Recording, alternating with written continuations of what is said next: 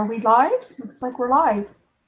Okay, I wasn't paying attention to StreamYard. I was doing other things, so sorry about that. It's official, we're live. So welcome everybody to our regular night, Thursdays, for Inside the Wrongful Conviction of Daniel Holtzclaw. We're going to start a new accuser tonight. But before we do, I want to remind everybody to please, if you haven't already, please subscribe to the channel. We picked up 2 more subscribers last night while Cherie and I were guests on Case by Cases panel. And so a couple of people from there came over and subbed to our channel. So that's really good. That's a whole other case that we can take some awareness to with Daniel's case. So that's really awesome. But if you haven't subscribed, please subscribe and like the video. And this one is sure to bring some a lot of questions or comments, and so we recommend and we encourage you to make comments at the end and let us know in the comments section your thoughts and opinions or any questions that you have. And so with that, I want to say hello to everyone on my panel. We'll say hello to Jack from Foul Play first. How you doing, Jack? Yeah, I'm doing good now that I found the unmute button. Yeah, I'm doing great. Thanks, Rhonda, everyone. Welcome to the live chatters, and welcome to Cherie and Kay. Awesome. Thank you. Kay, how are you doing today? I'm all right. Good. Allergies are crazy, but other than that, doing all right. Well, that's good. How's the lawn mowing going out there? Oh, just sent the mower back to the shop today. It's been sitting out here broken for 2 weeks. So Daniel always calls when I'm messing with that mower. He called when it was messing up a couple weeks ago, and then he called when the guy was here to load it on a trailer. So he said, "You're still messing with that mower? That's crazy. Get off the mower." No, just it's been sitting out there dead for 2 weeks. Anyway, yeah, blah, blah, blah. I'm good. Oh, good. That's good to hear. And Cherie, how are you doing? I'm so happy to have you with us this time. I'm on time. What do you know? I'm doing well, and hi, everybody. Good to hear. You're working from home today, right? Yeah, and I get to be on time on those nights. Yay! Well, and hopefully Thursday nights will work out better for you too. I don't know if one night of the week is better than any other for you, but yeah, Thursdays are good. Good. Oh, awesome. How does my mic sound? How does the sound sound? Because usually people are complaining that I'm making a lot of cooking noises or some kind of noises in the back. Sounds fine to me. Sounds awesome. Okay. Well, I turned my mic away from where the fan blows instead of having it facing, which makes sense, but I hadn't thought of it, but maybe that'll make a difference. If it does start sounding annoying, just let me know and I can turn the fan off. Nobody's going to know I'm sweating and miserable. Hi, Liam. It's great to see you. Oh, good. Sounds like butter. Awesome. All right. Well, welcome back, Liam. We haven't seen you for a while, so it's great to have you here. I know Tuesdays was hard for you because I know that Claire does shows on Tuesday nights, if I'm not mistaken. So anyway, so tonight we're starting a new accuser, and this is one that we've been dreading,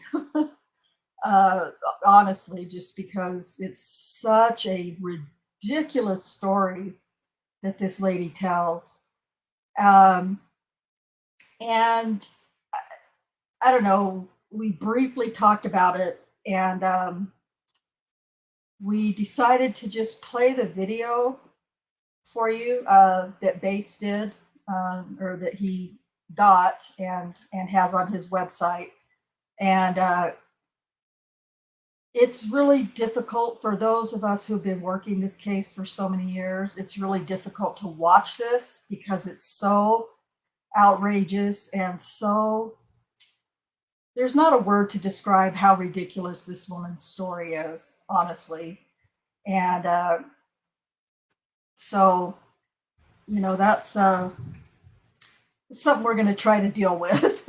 But what I want to do first is we're going to, this was kind of a last minute thing that we kind of decided to do. And so this is, we're going to read a little bit of a background on her, on Shardayreen Hill, and kind of give you an idea of what she's about, who she is, and all that stuff. And so just a basic is what we're going to do. Read that first, and then we will start the video for you. So let me grab that. Okay, it's right there. Okay. Make that full screen so everybody can see it. Okay. So this is Shardayreen Hill.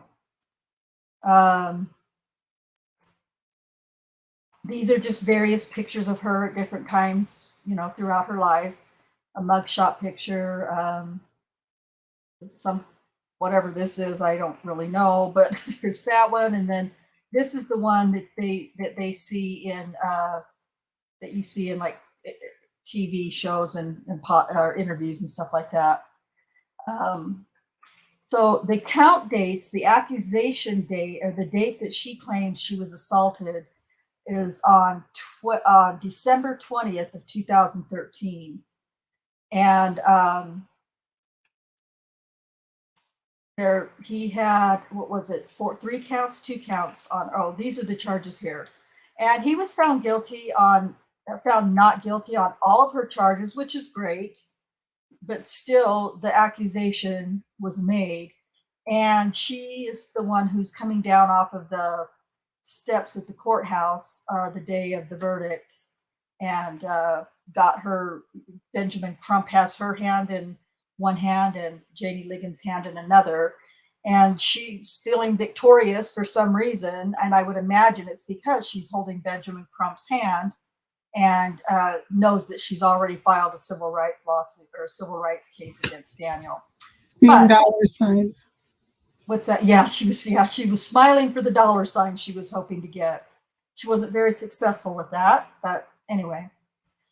So yeah, she claims that she was sexually assaulted by Daniel on the 20th of December of 2013, but she didn't make it known until almost a year later, September 19th of 2014.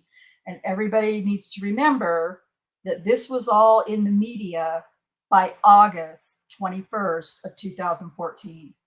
So it's all over the news by the time she goes to have a discussion about it. The charges against Daniel for her were 3 counts of sexual battery, forcible oral sodomy, rape in the 2nd degree by instrumentation, and indecent exposure. And he was found not guilty on all of those. And when you watch this video, and when we talk about her in the coming weeks, you're going to understand why he was found not guilty on her charges.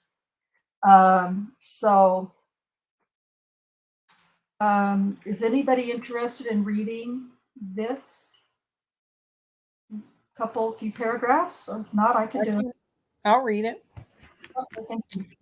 Shardayreen Hill's a convicted violent felon, documented serial liar, and shameless opportunist. The fact that Hill was brought to trial starkly illustrates Oklahoma City Police Department's blind determination to railroad Officer Holtzclaw. Hill was already a familiar figure to the Oklahoma City Police Department when she came forward in September 2014 in the midst of media publicity regarding Janie Liggins' allegations 3 months earlier. To chime in that Holtzclaw had also raped her. The jury flatly rejected all 6 counts related to her fantastical claims of being handcuffed to a busy emergency room hospital bed while being orally sodomized by Holtzclaw, who had helped save her life after she crunched a vial of PCP and overdosed. There was not a single eyewitness who corroborated any part of Hill's story. She was high on PCP at the time of the alleged sexual assault, so out of touch with reality that she didn't realize Holtzclaw had left the room to chase another suspect. The stories she concocted about hidden tickets, hidden warrants, being forced to control her heart rate, and salacious text messages are beyond ridiculous. On video, Hill all but admitted to police that her story was a fabrication. In response, in an act of almost unbelievable negligence or malice, Detective Gregory neither arrested Miss Hill for making a false allegation nor asked a single follow-up question. Detective Gregory didn't even bother to mention Miss Hill's self-incriminating admission in his police report, despite being duty-bound to include all material facts related to her highly unreliable, uncorroborated narrative, which was then presented to the district attorney's office and used to pile on 6 counts against Holtzclaw. Dang, sorry. At the time Holtzclaw encountered her, she had been convicted of at least 3 felonies in multiple states and had served time in prison. At the time Hill took the stand to testify against Holtzclaw, she had 7 outstanding warrants. ADA Galen Gigger denied his office cut deals with Miss Hill. In media coverage of Daniel's trial and convictions, Shardayreen Hill was one of the star accusers, second only to Janie Liggins. Although Daniel was acquitted on all of her allegations, she was described as a Holtzclaw victim by national media outlets such as the Washington Post. At her deposition, Hill will likely dress professionally, cry, talk about God and her children, and play the sympathy card, just as she did when she was detained by Daniel. Daniel wrongly believed she was a good person and tried to help her by checking up on her periodically. Big dummy. Hill, however, is a conniving, malicious woman. Unlike most of Daniel's accusers, she was not recruited by Detective Davis or Detective Gregory. She saw stories about Daniel in the news and came forward on her own. She was not a reluctant participant, but a willing one, happy to make false allegations against an innocent man in order to get on board the Holtzclaw victim gravy train. Hill's deposition can provide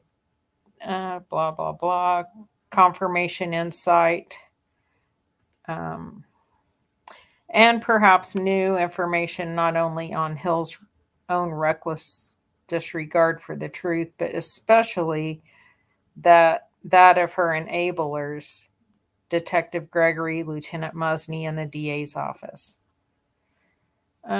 So that her background, her name is Shardayreen Recounting Hill, born 10/29/91, has a bunch of aliases here. Her mom, Latoya James Hayes, married to Tyrell Muhammad. They're Louis Farrakhan supporters. Twin sister Shamarion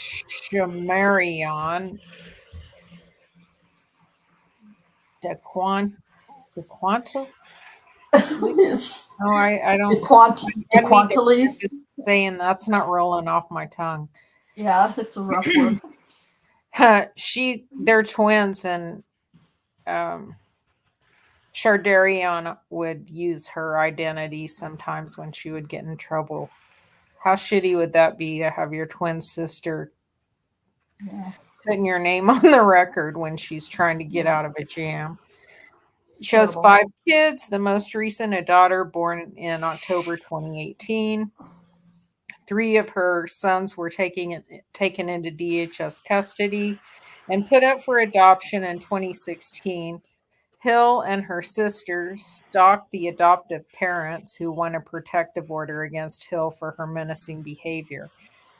She reportedly told the judge at the outset of the hearing that she was a Holtzclaw rape survivor. Her employment has been spotty in between prison stints. She seems mostly to have been unemployed or perhaps working in illicit activities. Her Facebook in late 2018 shows her styling hair for a family and friends. Despite and because of her extensive criminal history and intermittent employment, Hill seems to spend lavishly on clothes, parties, and other possessions. As far as her residence, she's back and forth between here and Dallas. She's served prison time in both states. Her rap sheet's a mile long or 2 miles long, with just all the normal Everything we've seen everywhere else. shady charges. By the age of 24, she had lied to police, including Holtzclaw, about her name. Oh, she gave him the wrong name. Yeah, When she got arrested. That's right. yeah. While detained at the hospital where she said she was sexually assaulted, she told Holtzclaw she was attending school, but later admitted under oath that that was a lie. She also told Officer Holtzclaw that she knew nothing about the drug industry or business in Oklahoma City, but later admitted that that too was a lie. The arrest made by Officer Holtzclaw eventually resulted in a guilty plea by Hill for possession of a controlled substance with intent to distribute. Okay. And then it just goes on from there, going into all of her, it lists all of her Individual criminal. convictions Yeah. and stuff. Yeah, exactly. Thank you. So that's just a basic that we wanted to share with you about you know who she is. And I don't know. I just want to. This is not to elicit any kind of sympathy for her because I have none, which sounds really drastic. But the day before she gave her deposition, the baby girl, I think that's talked about in this backgrounder, passed away. And so it, obviously it's a horrible, horrible thing to have happen. But she, I was really bothered by it because I felt like, they asked her, "Are you okay? We can, reschedule this for another time." "No, I want to do it now. Let's just do it now." And I just felt like that was a mistake. I don't know that it really made a difference because she lied all the way through that too. But at the same time, I don't know. I just felt like that was a mistake on the attorney's parts for allowing her to give a deposition, under such extreme circumstances. But they did, and it is what it is. But I feel bad that she lost a child. Of course, that's a horrible, tragic thing for any of us who have lost a child, no matter what the age was. it's a devastating thing to try to live through. But, you know, so I'm not saying that, you know, that doesn't garner my sympathy. Of course it does. But she's still a liar. She still accused somebody of something heinous, and she knew better. So I just wanted to point that out. What were you going to say, Kay? Did you say the baby died the day before her deposition or the day before this interview? The day before the deposition. Oh, okay. Yeah. So this is going to, when we finally finish with Shardayreen Hill, the next accuser that would come up would be Adara Gardner. And if you guys think back to a year ago, we kind of started this series inside the wrongful conviction. We kind of started it with Adara. So what we're going to do instead, I think, possibly give a quick rundown a little bit of, you know, maybe the backgrounders or something of Adara Gardner, but then we're gonna move past Adara, since we've really kind of already covered her, and we're gonna go back. We're gonna stick with the series inside the wrongful conviction and start with Janie Liggins, and we will have, you know, more information on Janie Liggins for you than we've had in the past, you know, doing our research over the last year. And we will probably be able to get, we're going to work on getting transcripts for her preliminary and her trial testimonies. So that's something to look forward to, probably sometime in December. At any rate, if everybody's ready, we're going to go ahead and start this shit show. And panel, if you guys have anything you want to say or any questions while this is playing, just holler and we can pause it and discuss if we need to. All right, everybody ready? Sounds good. Okay, here we go.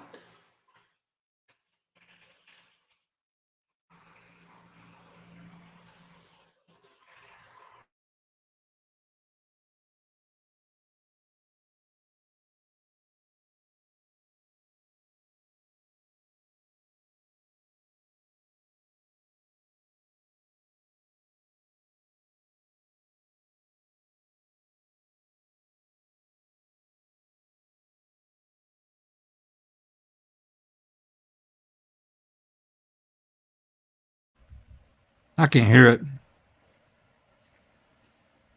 I can't hear it either.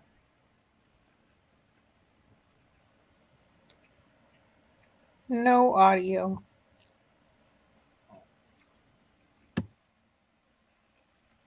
Oh, you guys couldn't hear it? Okay. No. Correct. Okay, I think that's because I have muted my mic. Well, get your shit together, Rhonda. Well, if That's I had correct. if it had been, if the 3 times I tried to record this today had worked, I could mute my mic and you guys could still hear, but it didn't. I like to mute my mic because I don't want y'all to hear me vaping, but oh well.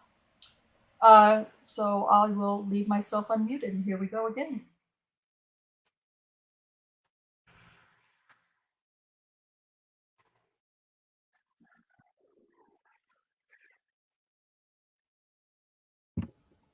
Still no audio. Nope, got nothing. Still no audio? Oh my God. Nope. What is happening? I am telling you guys, today has been a disaster. Why is it not?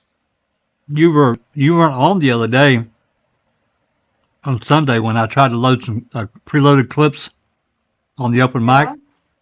Audio wouldn't work. Oh, really?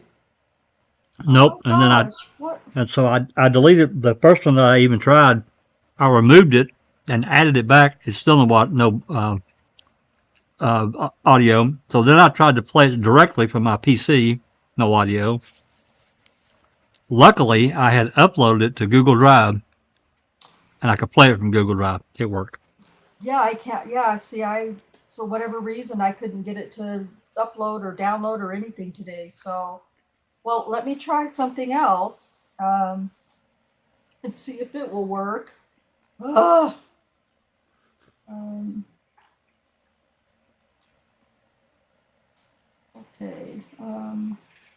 It's just been a rough, it's just been a rough week. I'm just going to say that. It's just been a rough week all around, and this is just par for the course.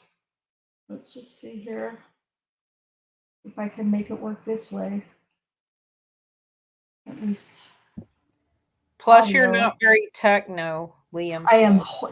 Well, that's the biggest problem. I'm not techno. Exactly.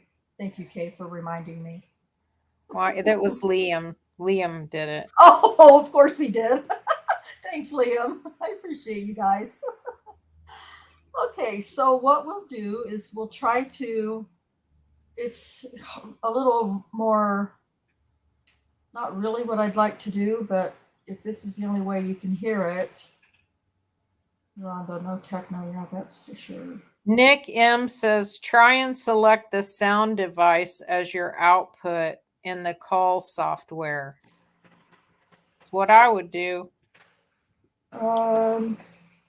Or whatever you're going to do. Yeah, I don't even know what that means, so. Sound software as your output in the, yeah, nothing has changed in my settings. Those are always, I'm using the same settings I've always used. And so I don't know why that's not happening. Let's see if this will work. Oh, wait, I wonder if, let me see here. Let me see something really quick. Also share tab audio. Okay, well, that was already selected.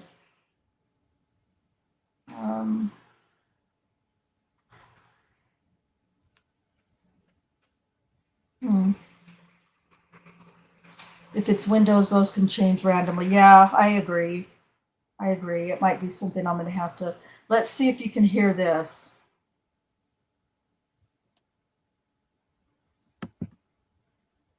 Okay, fingers crossed, everybody.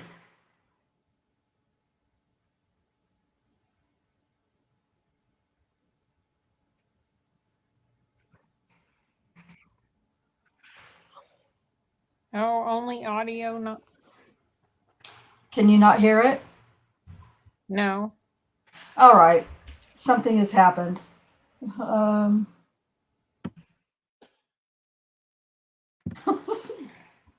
Jack. I didn't break it. I didn't touch anything. No, I know you didn't break it. I'm just help. Get your ass in here and help me. Well, you might go to your speaker and go to. Can I do what? I was just going to say, can you just get all that stuff and you can just share it, and that will be all good. Well, just like, no, that's all set. Okay, go to my speaker, right click, go to my sound settings. Well, I was going to say go to your sound mixer. Oh. Make sure nothing's muted. Sometimes some of your output, your browser, something will get muted without you even knowing it.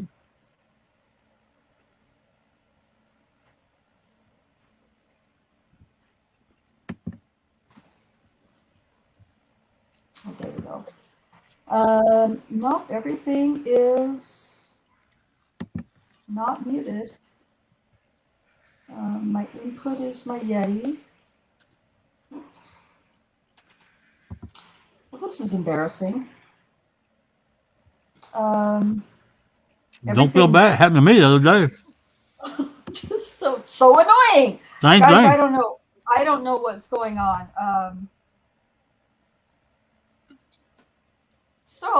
Well, thank you all for being here tonight. We appreciate your time and your patience and your. Just kidding. This is not at all what I had planned. Do you have the video on Google? Oh, you said you didn't have it on Google Drive. I tried 3 times today to put the freaking video on Google, and I couldn't. It didn't record. So I Jack- might be having an issue with No, no, you got Jack, I you got sent a the link to you. okay. Let's see what I got here.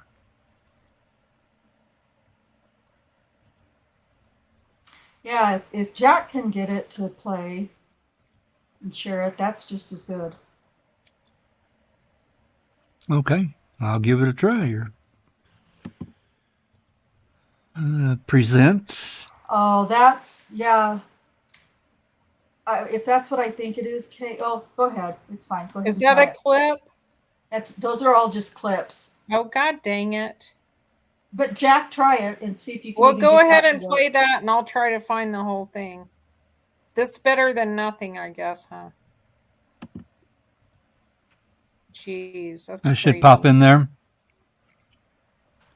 We'll see if we got sound anyway. I'll play this.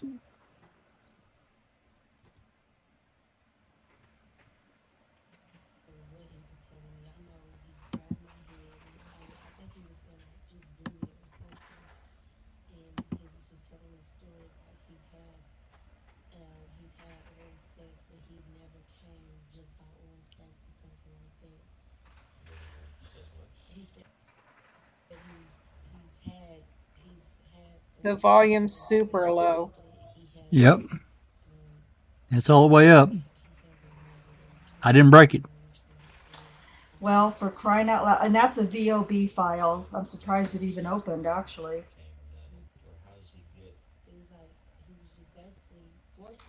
No, this is an MP4. Oh, there it is. I see it now. Yeah. Duh. Oh, my goodness. Let's see. Wow, this here. is I'm getting crazy. yeah, it's really bizarre. I'm getting some advice. If it's Windows, those can change randomly. Not sure what you call on. Liam says, well, let's just see here. Let's just play some comments and advice here. Liam says, I find that Fraudling and Witchema did it in the Optima collar. Set the, to directionality. I agree with everything you said. Yeah, just take the doohickey and put it in the wing wong. Yeah, that's what she said. Nick M says, if you put your computer's audio where the microphone goes, if it allows you to do it, that it should play through where you would normally talk, but then you won't be able to talk as well. Yeah, that's hey, so we have Grismatically Clever. Thank you for hanging out with us tonight. She was in Case by Case's video live that we did last night. So thank you so much for subscribing and for being here. Guys, I don't know. I've done everything that I know how to do that Jack has taught me over the years, and I don't know what's going on. And so this is There seems to be a problem with StreamYard. Yeah. Because even that little clip right there, that little clip should have played. Well, I've actually been. I didn't really send it a trouble ticket, but at the end of that live the other night, it popped up the smiley thing or frowny face for problems or whatever, and I gave it kind of a low rating and said why, and I filled it out. Videos that I played didn't have any audio, and so I got an email from StreamYard. I've been talking to this guy. I've been talking to this guy for several days. Okay. I was actually going to do Go ahead. Yeah. Let me try this one. No, go ahead. Jack, I put another link from Holtzclaw Trial YouTube channel in the private chat here. If that. Oh, okay. If that would work. Okay.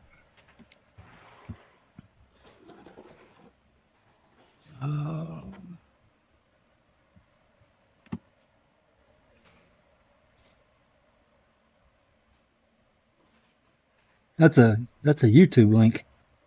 Yeah. Is that what you meant to put? Yeah, I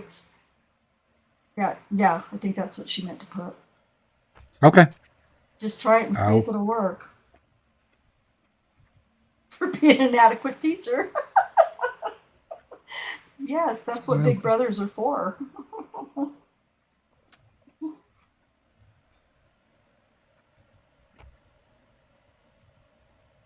All right. In the meantime, I will pull up the.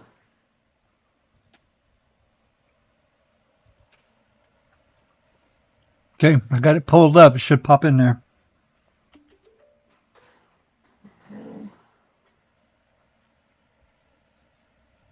Tell me when you're ready.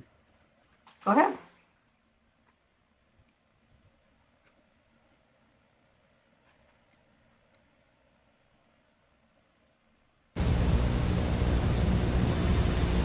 I can hear it on my end. See, I can hear the white noise.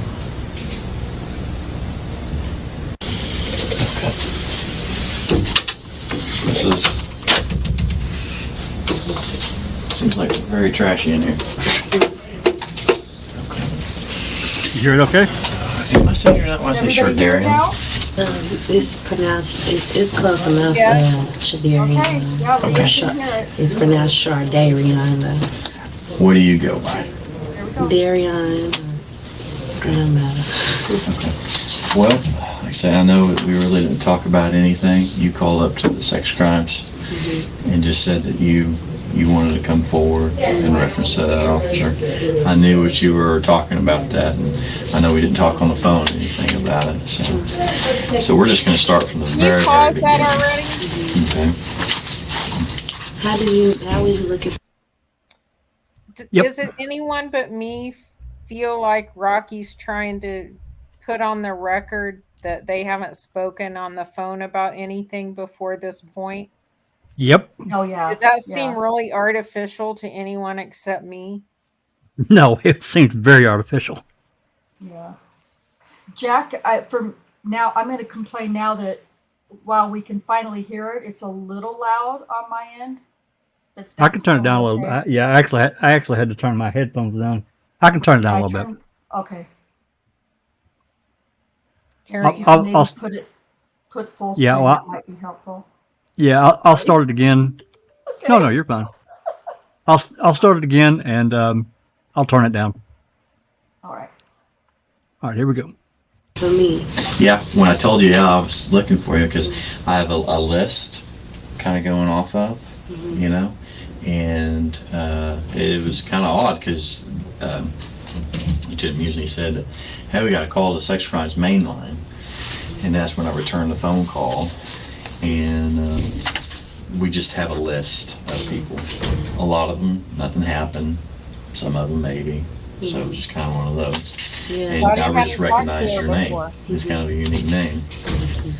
And okay, let's just get some of your information here. It's SHARDAYREON. Okay. Okay. And it's Hill. Is that still your last name? Okay. All right. And your date of birth is 91. 91. What's your social? 4.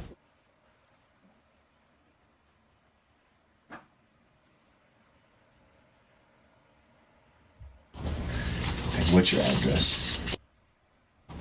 Northeast 81st Street. Okay. Northeast 81st. What's the zip code? 73114. Okay. What's a phone number to reach you at? My cell phone number is 405. Okay. And or you can call my mom's cell. Okay. What's that? 405-24. Okay. All right. You live with your mom or? Okay.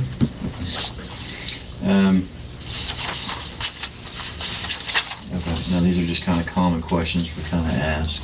Okay. You have any kind of mental problems? No, Okay. Ever been to a mental hospital? no, Okay. Are you on any drugs or alcohol right now? no, Okay. Have you ever been a victim of a crime prior to what we're going to talk about? Whatever you're going to tell me. Besides that, any other time? I'm on the deferred for Well, have you ever been a victim of a crime? Victim. Anything like? Not sexual. Okay. Okay. So this is what we're going to talk about. That's the first time. Mm-hmm. Sexual. Okay. Okay. And I assume you said it was sexual in nature, but like I say, I didn't really question you about it. So, why don't you kind of run down through whatever you're going to tell me, okay? And then I'm going to back you up because I'm going to get caught up to you, okay? All right. Well, when he came to where I was when he arrested me, I was high off the drug. Jack, can It you was pause for a PCP, sec? and, Sorry. Thank you. I just wanted to say, which, she's vague about when she says when he came to where I was when he arrested me. If you think back to some other videos that we've done, it's been a while, but Terry Morris, for instance, that's been a long, long time. But there's a place, there's an apartment, there's an kind of a rundown apartment buildings in Oklahoma City and Northeast Oklahoma City. And they're called Spring Lake. No, not Spring Lake. Help me, Kay, Cherie. Spring, I get, maybe it is Liberty Station Apartments. Liberty Station, yes. Called Liberty Station Apartments. And it's a pretty, I guess, well known. Kay would know better, for an area where there was a lot of drug activity and prostitution and that kind of thing. Terry Morris was pulled over there once, well, at least once. And that's where Shardayreen Hill and her little crew were on this particular night, where she's talking about where Holtzclaw initially pulled her over or stopped her. So, they didn't really pull them over or stop them. They were already stopped. They just rolled up on them. Go ahead, Jack. Her wording is really weird. It's like, when he came to where I was. Yeah. What's the address? Yeah, it's very vague because it is a well-known drug area, and she's assuming, I'm guessing, that Rocky knows that. And by now, Rocky knows that for sure because of what he did to Terry Morris. Yeah. So, but that's the location where this all started, was at this Liberty Station Apartments in Oklahoma City. Okay, go ahead. They had to take me to the hospital, which it was on the northeast side, and I still didn't understand, like, why did they take me away to Southwest Medical. And they takes me to Southwest Medical and showered me down because, like, it was all over me and stuff, and they gave me a drink to like bring me down or whatever. So when they finally put us in a room, like, I guess for me to come down, it was me and him in the room. And when I think about it, like, after the fact, didn't know nurses ever come in the room to check on us or anything. And so I'm laying on the bed, I'm high because the PCP is in my pores, and, like, it was poured all over me and everything. So, and, like, even the ambulance people, that was like, they surprised that I'm, like, still here because my heart rate was so high. Well, anyway, that was the drink. The drink was supposed to make me come down, but so I'm, like, out of it. So when they take all my clothes off, they gave me a gown, and so I'm in the bed, and it's, like, down, but I'm out of there, so I'm, like, not even worried about it. I'm not thinking nothing of it. So he keeps bringing it to my attention, like, your titties is showing, and he kept saying it, but I'm still, like, not even catching on to what he's saying. So then finally he came on the side of the bed, and he got the robe, and he pulled it up like this and was on my breast. And so I'm thinking, like, okay, for real, is he going there? And so he got to talking to me and asking me, like, trying to be all nice and stuff, like, why are you in that environment and blah, blah, blah, blah. And I'm just telling him, like, I don't know, you know, this is just, you know, whatever. So, I'm like, I'm laying in the bed, and he's like, I'm like, am I going to jail? I'm like, I don't want to go to jail or whatever, and because I'm thinking I wasn't going to go to jail or whatever. So, he like, is this your real name? Because I had told him I was my twin or whatever, and then Who's your twin? Shardayreen Hill, and he told me I wasn't going first, and then he told me I was, and then he was like, but if you cooperate, you know that I wouldn't go to jail. And I'm like, what do you mean? And so then he came and he did it again, and I'm like, oh my God. So he got my hand and put it on his thing, on his belt or whatever, trying to like make me touch it or whatever. And so I'm just like, don't know what to do. Like, I'm like thinking if I do it, he would probably let me go. So he kind of was like forcing me, trying to talk me into doing it. And so he took off his belt and stuff, and he kept telling me to lay back though, because I'm not knowing at the time why he telling me to lay back, but when I, you know, after everything, he was telling me to lay back because my heart rate would go up, and then that's when the people would come in the room. But he knew the whole time to make sure that I lay back so that my heart rate won't go up and these people come in the room.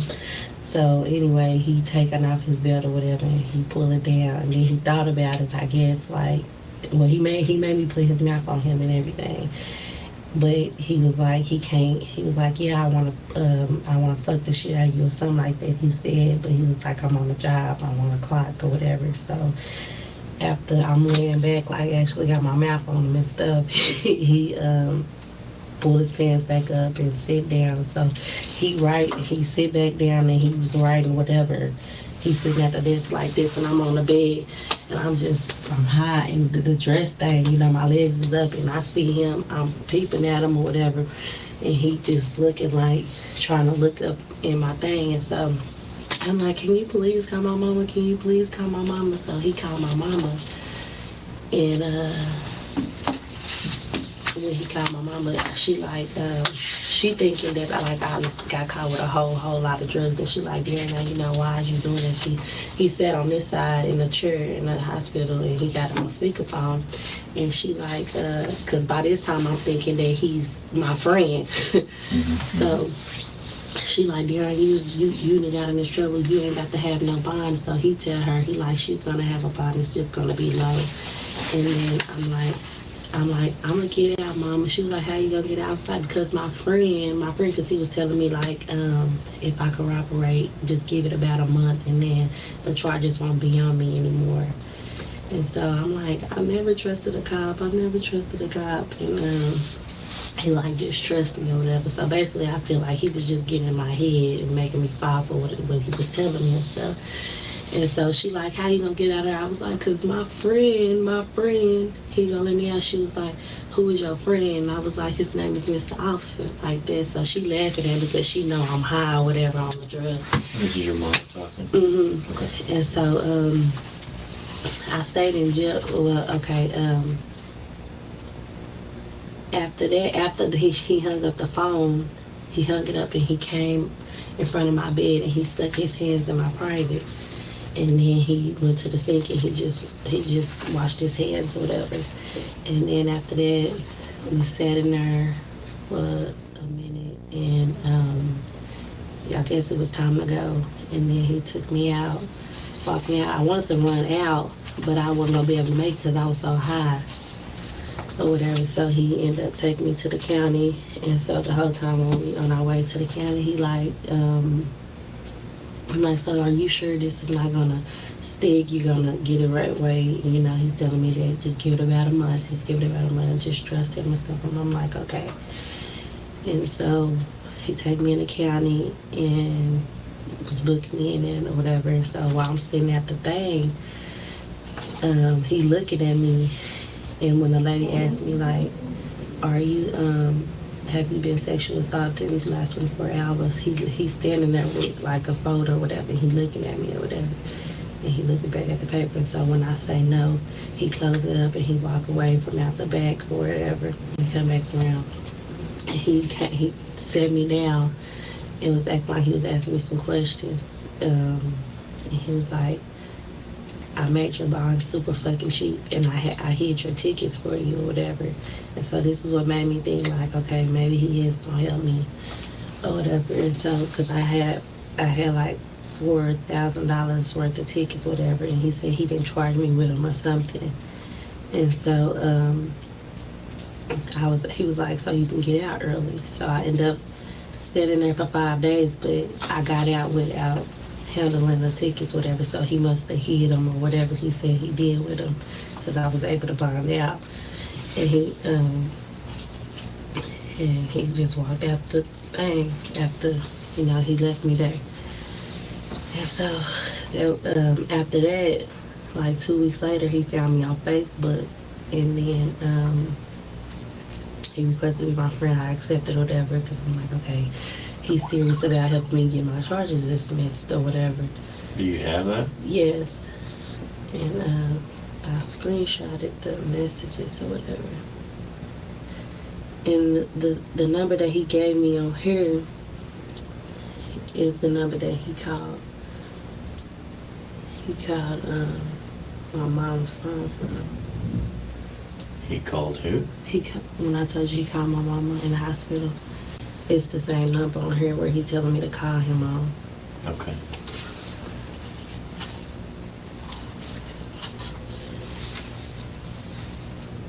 Okay, I'm gonna look at these, okay? Mm-hmm. Mine's. Why, he's bouncing around. Oh, this is a screenshot. Okay. Yeah, screenshot. Because I got so many messages. I could go back to where it's all on one page in the Facebook messages, but it'll probably take a minute because it was. So did you call him? I did call him. This says I'm lost. How did you get arrested again? Because let me show you. We was conversating on here. Do you still have everything off the Facebook? Mm-hmm. These is all the messages. Well, let me go back to so it won't be all confused and stuff. I'm gonna try to just find my messages. Well, he did activate it, so I don't know if it'll pull up right away.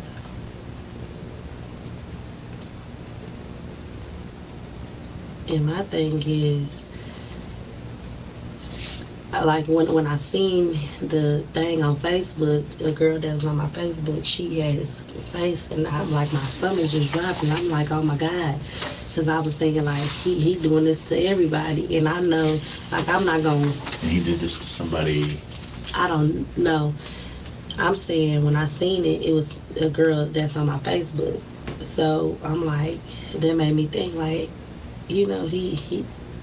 I'm like a victim too, you know what I'm saying? So I just couldn't believe that he actually let his job, get, messed up because he was really doing this to people. Like, I know that he doing this and it's on TV and stuff, like people's taking up for him, like he really not doing this, but he really don't need to be the police no more if he really just doing everybody like this. Like, I know this is what you probably doing to people and everybody thinking you innocent.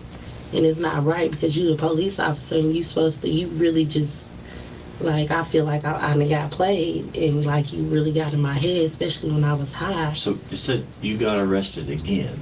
I'm confused. Yes, because my bail's bondsman, I guess he wasn't a bail's bondsman no more. And this is after a month, so I'm really like mad because you told me that it wasn't going to be on me after a month. So you got picked up from the bail bondsman. I went to court on it, and then they jumped off my bond, so I ended up getting put back in the county because of the trial. Well, how often have you talked to him? I didn't talk to him really like that. Like, he had came to my mom's house, and he have it looked like a Chrysler, but it's silver, it's real nice, and it has some rims on it or whatever. Chrysler, like what? It looks like a Chrysler, 4-door, like the body. Chrysler what? What kind of a Chrysler? Like the Chrysler 300s. Okay. It kind of looked like those. And he came to your mama's for... Or whatever. He was telling me that he wanted to talk to me about the case or whatever. He was going to tell me, you know, however it was going to be dismissed. But when he actually got there, he was really trying to force me to have sex with him. Did you guys have then, sex? No, not then. Because I was watching the kids, and I was thinking, like, this man really wanted me to have sex with him, and I'm telling him the kids is in the house by himself. So after that, he was kind of freaking me out. So I was like, you know, I really don't even want to talk to you. One, because you're the police, and, you know, I'm really just doing this because you're telling me that these charges not going to stick after a month. So in my text messages, like, he kept texting me when I wasn't replying to call him and stuff. But I didn't because I'm mad because my charges are still here and you telling me that they was going to be gone. But let me try to finish finding the whole thing.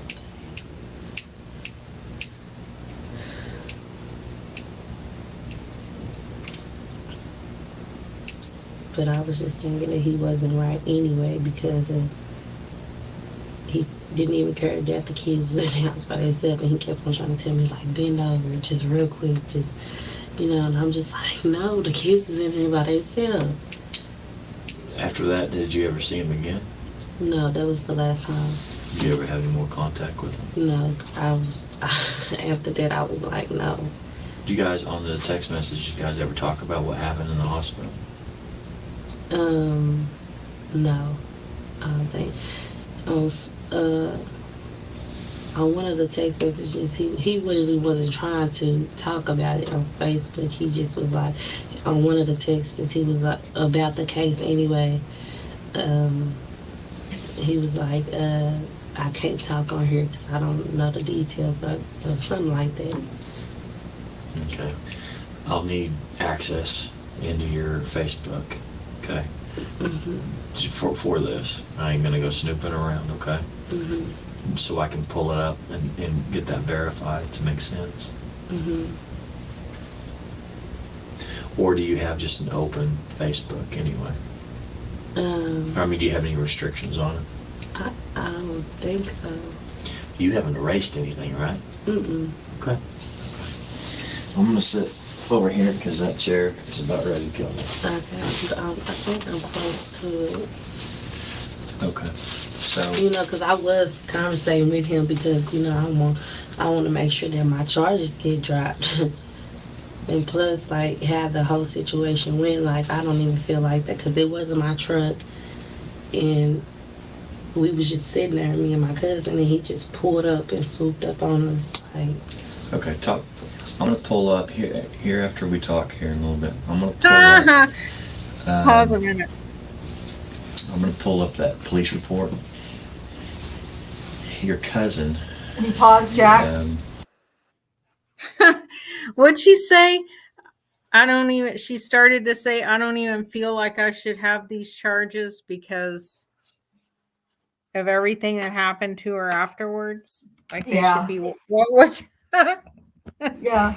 oh my God, that's something else. Like I'm saying that I was sexually assaulted by a cop, so all of my charges should be dropped. Yeah, I shouldn't Okay. even have to be dealing with this right now because, you know. And that's all she was interested in. When you listen to this, that's all she was interested in was getting her charges dropped. And I've been kind of putting in the chat, a law enforcement officer, number one, can't hide your tickets. And number two, they have no control over what's done in court. If you're indicted, if you're charged, whatever, they write the ticket and do whatever they do from there. And that's it. They have no more hands in your charges. And so, well, I was just wanting to get my charges dropped and they didn't get dropped. And when you listen to it from, like, with my ears, everybody listen with my ears, that sounds like I'm pissed off because I was taken to the hospital. I was showered down, scrubbed down, made to sit in the hospital for 6 hours. And this cop should have wiped my tickets or not arrested me or whatever. Because And all she was here really I doing was am. just standing there, right? Yeah, Is that what she just- said? Because really, all I was there even doing was just standing Just there by a standing there. truck. Yeah. Yeah, and that's all she's interested in, was getting her tickets, her charges dropped. And that didn't happen because no cop has that ability. And so, and then, yeah, and then like you just said, Kay, well, I just feel like I shouldn't have these charges on me. No, you still broke the law. You still was messing with PCP in public. So whatever. Anyway, I'm done.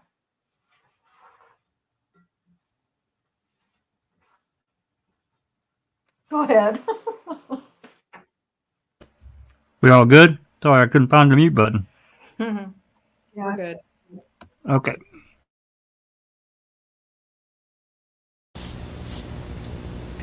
Your cousin is that's not the one that's downstairs, right? No, Okay. she's in the county jail right now. Oh, she is? Okay. Yeah. Okay, the one that was with you that night? Mm-hmm. Okay. Her name was Shardayreen Stafford.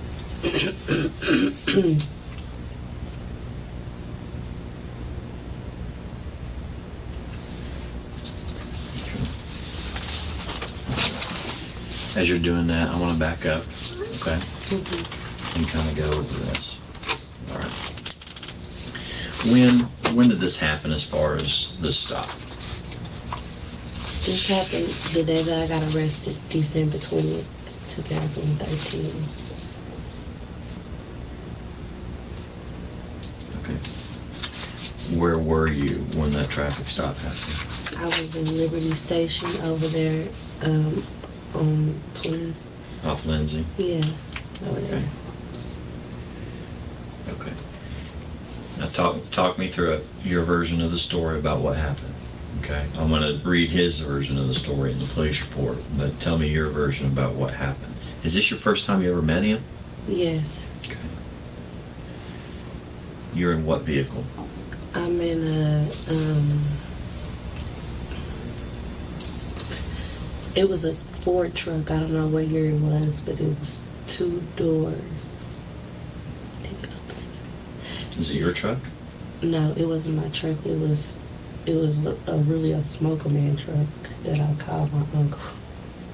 It was a two-door truck. It was a smoker truck, so you traded it for dope or something? No, it was just a smoke. Like, it was a dude that I knew. He had the truck from whatever. I don't even know the man's name. He was just letting me drive it. But at the time, I wasn't driving it. I was parked, sitting, waiting. And you were with your cousin? Mm-hmm. Okay. And your cousin is who? John A. Stafford. John, J-O-H? J-L-E-A-Y. Go ahead. A-Y. J what? J-O-N-A-Y-E. J-L-N? O. J-O-N. A-Y-E. Stafford. S-T-A-F-F-O-R-D. John A. Stafford. Mm-hmm. How old is he? Or is it she? She is 20. Okay. And she's in county for what? She's in jail for, it was like a robbery with Okay. a forced robbery or something like that. Okay. So are you in the driver's seat or passenger seat? I'm in the driver's seat. She's in the passenger seat.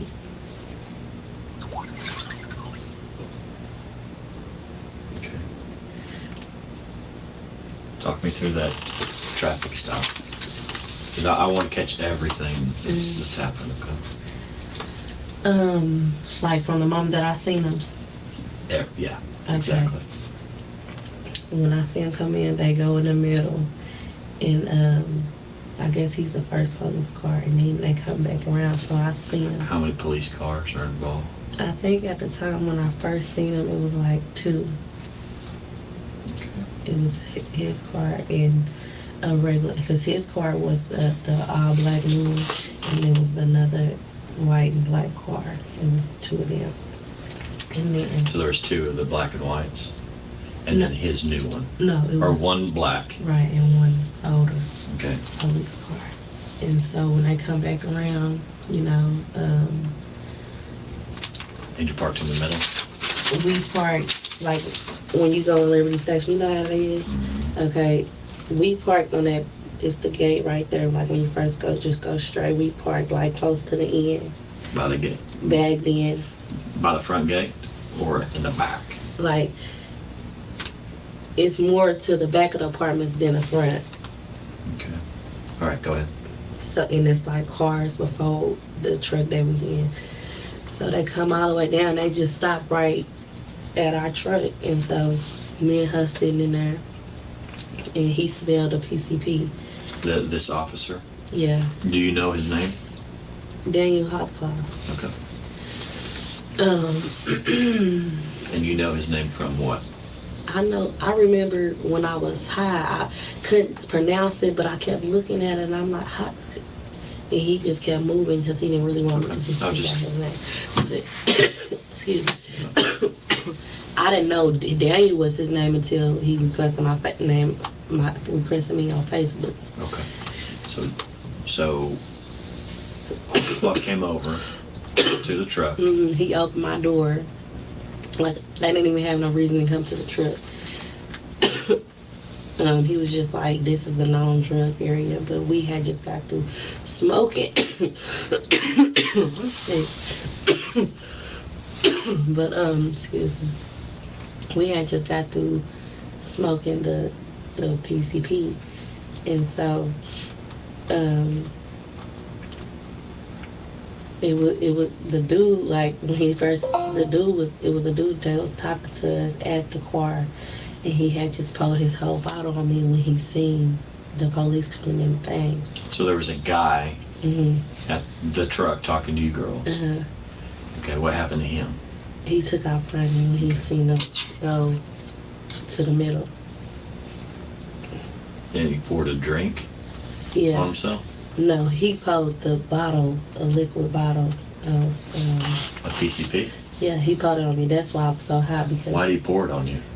because he was trying to get rid of it when he seen the bottle. Was it an accident or he just trying to? He was trying to get rid of it.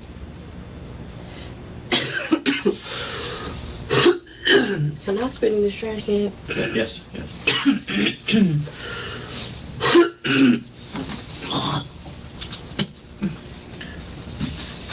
But So okay, so he poured it on you and he took off. Who's that guy? I don't even know his name. Come on now. For real. What's his nickname? KG, I think. All right. For real, I was going over there for somebody actually, so I didn't even know. And he's what race? Black. How old? Probably maybe his 20s. I don't know. Okay. And long hair, short hair? A fade. Huh? A fade. Okay. How tall? Probably like 5'4" or something. Okay. What's he weigh? Oh my goodness. And I don't know. Is he thin? Yeah, he's not big. Well, anyway, that's what he asked me when he came up to the car. He was like, "Where did the guy go?" And I'm like, "What guy?" Because I'm like, "We didn't see nobody over here." So, posed it on me or whatever, and so by the minutes, I'm just like getting extra high, whatever. So when he smell it, he tell me to get out the car. So he poured it on your chest? On my clothes. Just on your clothes? Yeah. So he's standing there at the truck and then he just pours it on you? Yeah. Pour it on me. Okay. So, and some vials too, he just chucked them in there because he don't know me like that. He probably don't care about me, so he don't care as long as it ain't on him. So, I'm like, trying to get rid of the. But you're smoking that PCP. I mean, you guys are just sharing. What do you do? Yeah. I mean, you dipping a marijuana in there, or what do you? Cigarettes, Okay. Newports. So one of the valves, I was trying to stuff it, but it was one of the valves, they found it in my leg or whatever. And because I'm like, I don't want to get caught with it either. And he pulled up on the car so fast, so you know he wasn't nowhere to go. So anyway, Did you have you get out of the car? Or? he opened my door and had me in. He put me in his police car or whatever. Okay. And what about your cousin? They pulled her out too, and she went to another police car. And he was like, "Can I search you?" And I was like, "No," because I knew he was a man. So I said no. He was like, "Well, we're gonna search you anyway." But he waited for the girl police to come. And this is what Holtzclaw told you? Yeah. And so they waited for the one. They searched the car while they waited for the other police woman to come. And So they searched car. Okay. They searched the car, yeah. and that's when they find the vials. Mhm. Okay. And then a female officer came over, Uh-huh. searched you. She find anything on you? Yeah, she found the valve. She found one of them on me. Found a vial of PCP. Okay. Then what happened? Yeah, when she found it or whatever, she said on the thing, I crushed it up in my mouth. And so by this time, I'm really high. You crushed what in your mouth? The valve. You crushed a vial in your mouth? Yeah. Like a glass vial? Whoa. I guess I was already high, so I don't know why I did it. Did they tell you did that, or did you know you did that? Huh? Did you know that you... Did I know what I was doing? Yeah. Yeah. Okay, so you put a vial in your mouth, and you're chomping down on it in the police car? No. But they got me like... Oh, well, they're like talking to They you? got me in handcuffs, and then I went like this, and then I did it. Where was it sitting? On the back of the police car. Because they had me next to the police car like this. And then I just went down like that, and then Wow. That vial. Where did that vial come from? The truck? in my leg, because I was trying Oh, to get the one rid that of the police officer, the female, found. it. Yeah. Okay. But the other ones was in the truck somewhere. I don't know. She put it on the trunk, Yeah. and then you bit it. Is Did this they gonna see affect you? my case though? No. I'm just trying to understand. I'm not here for the case. Okay. You know, you came in here to talk about this. Right. I just got to cover everything. Okay. Okay. Yeah. I don't it's care like about that. TV stuff, I know. But Okay.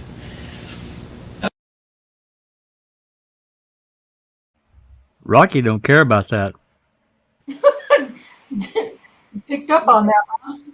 You think it was a little late for her thinking that what she might say might affect her case? You've already told every fucking thing. So I was gonna now say, you're gonna ask that's gonna affect your case. Like how it's kind of late for that, Darion. Darion. Yeah, for somebody that, we've talked about it before, but when you get into people, I mean, to me, that when they start lying, the story gets more complicated and more complicated and more complicated. To me, that's what she's doing here and what she's done. And for someone to be so high, she had to be out of her gourd to have that much PCP in her system. She was. How could she even remember? She's not remembering anything, Jack. She's telling a story right now that she's making make- on the fly. I think she's making it up, ain't she? Yeah. Yeah. That's what I thought. Sorry, I didn't mean to cut you off, Kay. Oh no, she had the best. She probably was thinking wow, I have the best story ever because he was with me for a really long time. Mm-hmm. And I can identify him. So Yeah, I'm a shoe-in for this. And he was stupid enough to believe that I was going back to school and trying to get my life straightened out. And, you know, the things he did were stupid. and she named him outright, which I think of all the ones that I've watched, she's the only one I remember. Well, they've been texting, so there was texting. Yeah. So she actually Gotcha. had his identity, but from December to September without reporting until she sees one of her Facebook friends. Right. Did it say that one of her Facebook friends was talking about being assaulted by him? I didn't hear her saying that, but I heard the part about her Facebook friend, but I didn't hear anything about sexual assault. Because at the time of trial, none of them admitted to ever knowing each other before. Right. And we've since found out that Terry Morris and Kayla Lyles have known each other for a long, long time. Years. I think there's more than that, and you guys probably do too. But it seems like in some of the depositions that they went to the same high school. Yeah. Yeah. I mean, I think there are connections between Shardayreen Hill and Rosetta Great too. So, but they're not close in age. No. So Really? it has to be like a prostitution drug scene connection. It's not like they would have gone to high school together at all. That far apart in age. Right. Yeah. Right. They're all associates. Well, we drove around the areas where they hang out, and so when you're hanging out in a parking lot all the time, it's or at a particular, apartment complex or, or hotel, whatever, wherever. Right. There's some key places where a lot of them would hang out. And so they're aware. They become associates, not necessarily friends. Exactly. The thing with that word, though, is maybe they are associates, literally, as far as the way you're saying it, but I don't hear normal people talking about their associates, So what I'm saying? Yep. I do. I think they've been told that word. We're all friends, right? We would never refer to one another as Jack's my associate or Shirley's my associate. That's not, but that's the way these guys all talk about their peers, I guess, because that's how you speak about, people involved in those kinds of activities, Well, they're not my friends. We're just acquaintances, kind of. To me, it's like the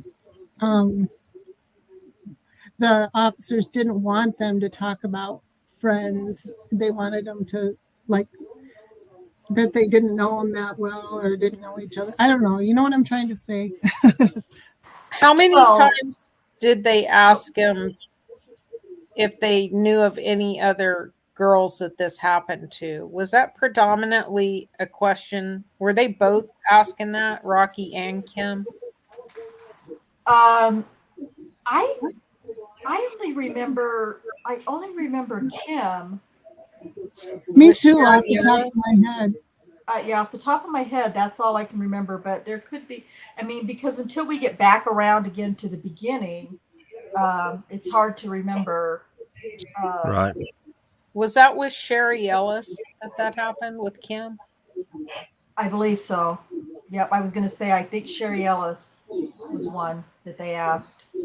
And apparently one of the other girls that they interviewed, was it Carla Johnson or Florine Mathis, who said that gave a name that sounded like,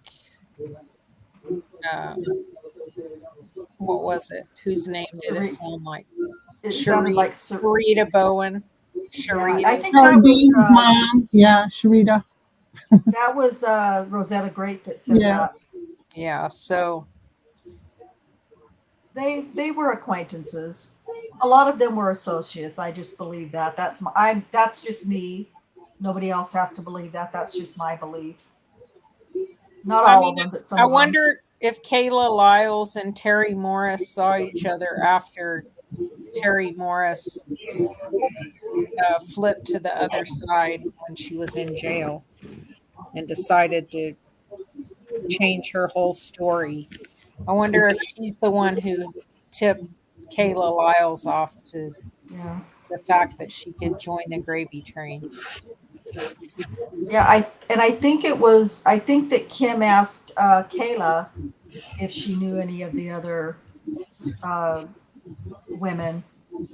And yeah, I think so too. And then I think we learned in some depositions that some of them did know some of them, each other. So, yeah. Oh, her story's wild. It's not, the wild part hasn't even happened yet. So, let's see. I have a question here from Justine J. Did they show the alleged Facebook messages to this woman in court? I believe that was part of the exhibits. I think so, yeah. Yeah, they did go over them. Yeah. And we'll talk about the Facebook messages in a future episode, but probably next week. But as awful as it was, and as bad as it is, and as awful and bad as it looks, those Facebook messages were rather innocuous. There was nothing in them that was inappropriate, other than they were, it was done. That was definitely inappropriate, but nothing in the messages themselves was inappropriate. Yeah, the fact that it happened at all is the only thing that was wrong. Exactly. Okay. How often do we do these chats? I do this. We're back to every Thursday night now. It'll be every Thursday at 5 p.m. Central. Thank you for asking. Okay, let's go back. Let's get started again. All righty.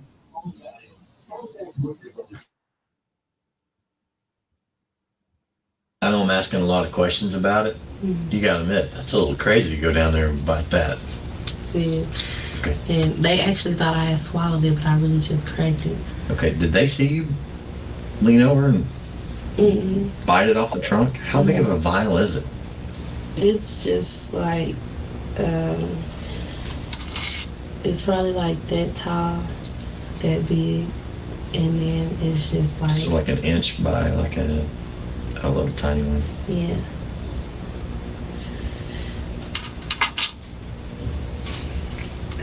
Okay. It's about a quarter inch. Okay.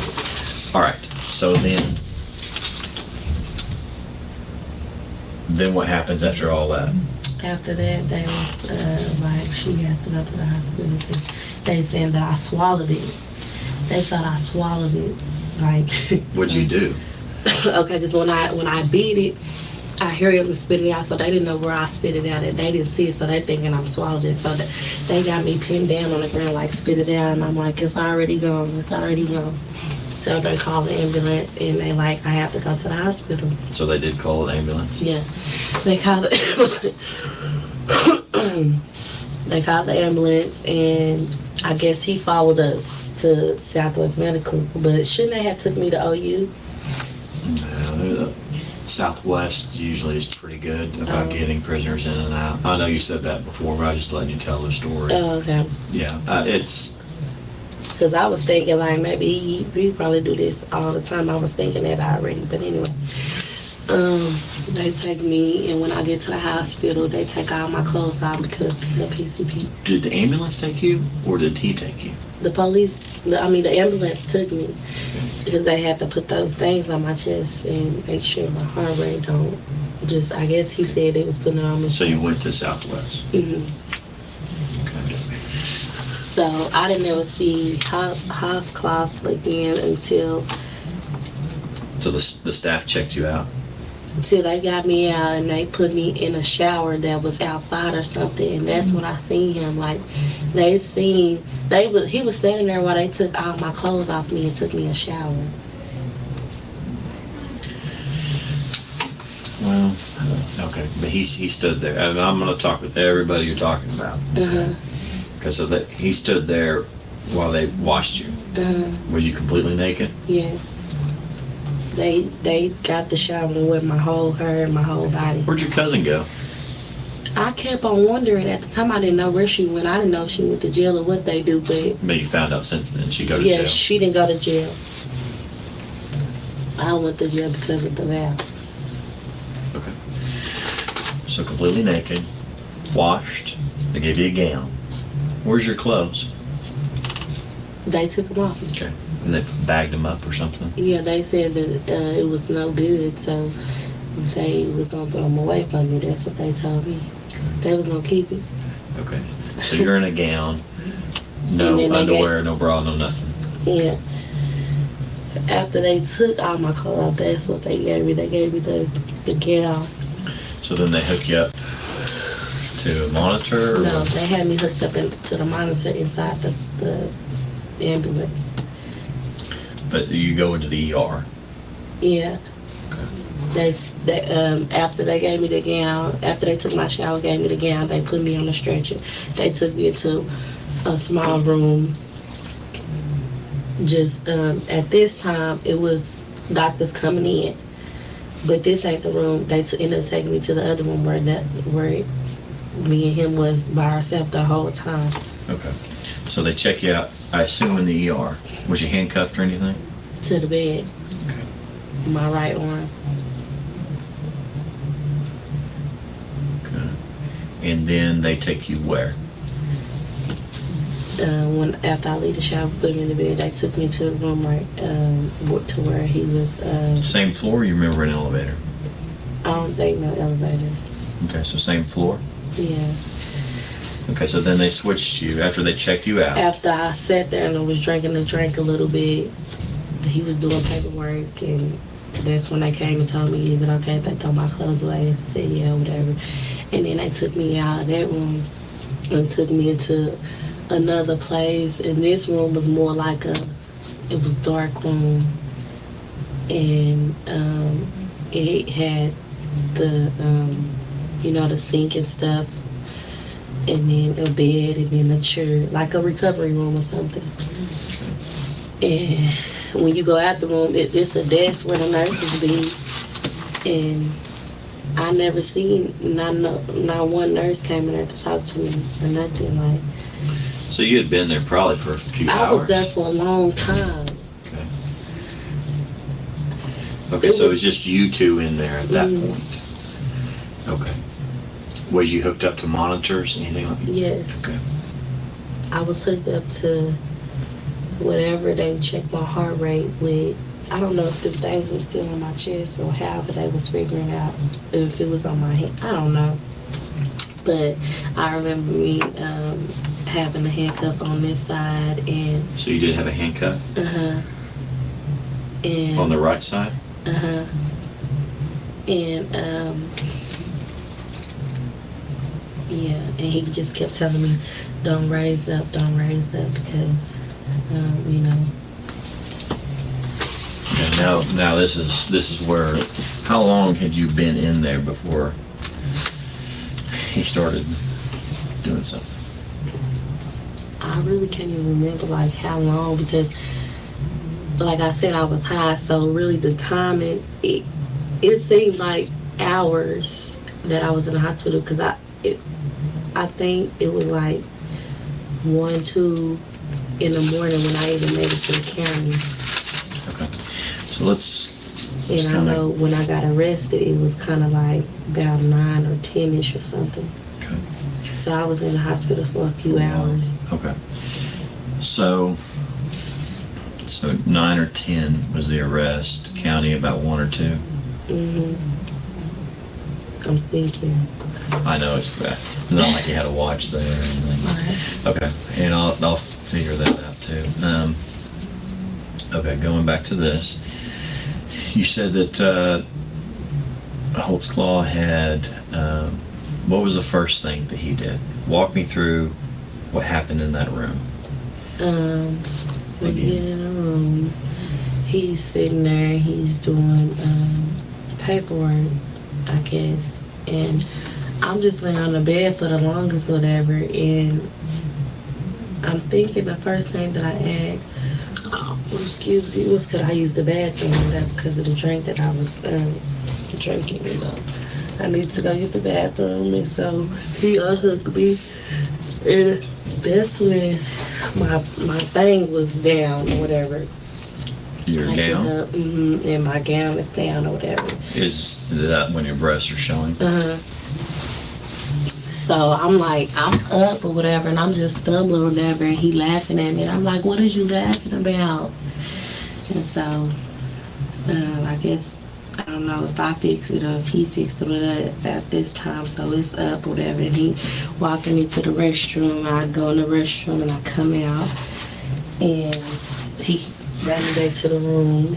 Did he watch you in the restroom? Or No, you he let, because the restaurant that he took me to, it was people out there, so. Oh, so it was outside. Yeah, it was outside of the room. Okay. And then you came back.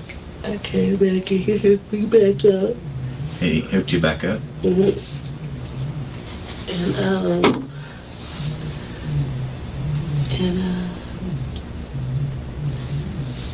I don't know, like, all I know is that he came on to me because of when that showed me that he was kept coming on to me when he did that, but I don't know, like. Go through that step by step. Okay. I was having you go through it kind of as, so you remember. He kept on just saying, like, he kept on telling me that my titties are showing, but I'm thinking to myself, like, if I'm not worried about it, and you know, and I know that I'm high, like, why do you keep on saying my titties are showing? Is that his word is titties? I can't remember if he was saying titties or breasts. I really can't remember the exact word, but I know he was talking about my titties. So. Okay. So he kept saying that. Would you look down and they were out? Yeah. Cause you know you gotta put on the gown like the arms, like you putting it on backwards or something. Right. I don't know how it dropped down.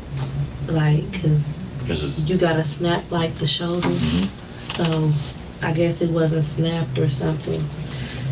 But it's a big gown, so it was just hanging, like probably like drooping like that. Okay. Cause they wasn't just out like up under her, you know. Like let me ask you this: your like nipples or your areolas, were they showing? No, Okay. just like probably close to it. I'm thinking. I really don't even know because I wasn't even paying attention to my titties. He was. So I'm just like, I'm just out of there, like, you know, I'm high. So, Okay, so he keeps saying, talks about it. Do you fix it? Yeah. The first time, yeah, I fix it, I pull it up, and then I guess it do it again, and then it kept doing it after that, and he kept making it. Yeah, point to tell me, and I'm like saying to myself right then, like, is he keep on trying to tell me about my titties? Like, why is he focused on that? And Do you ever ask him, or what do you say? Or you're just... I'm just like, you know, I know what's going on, but I'm just like, you know. So I'm not really just asking him no questions, because shit, you the police, you know. I'm not talking to you like that or whatever. Then he got to trying to get in, I feel like, trying to tell me, you know, trying to talk like he my friend, you know. So he hasn't touched you at this point? No. Okay. He's trying to talk to you and say what? He's like, you seem like a sweet girl. Why are you in this environment? Where are your baby daddies? And how many kids you have? And why do you surround yourself around these type of guys? Because both of them is in jail, I told him. And then he asked me, is that really me? And I told him, yeah, that's me. And then when he made me feel comfortable enough, whatever he was saying to me, I told him, like, okay, my ID that you have, that's really me. Oh, I'll go looking at the ID. Yeah, because he had my ID, but I had told him that, I was my sister, Shardaran, but he had my ID, that's my real name. So, I just was like, okay, that's me. And he was like, telling me like, you gonna lie to me, and I've been honest with you this whole time, and like, because he was like, if you're gonna sell drugs or whatever you're gonna do, why don't you do it in the area where the police isn't looking and all of this stuff. So I'm like, okay, feeling like he telling me the game or scooping me on some news or something, you know what I'm saying? So I was like, okay, that's me, the ID that you have, that's me. And so he like, okay, well, why you not being honest with me and I'm being honest with you or something like that. And he like, do you not know about, he got the name of the different areas in the neighborhood where the police is be the most. And he was saying like the hood, and I was like, no, because I was telling them I was lying. I was just like, I'm a schoolgirl, I don't know about this, and you know what I'm saying. And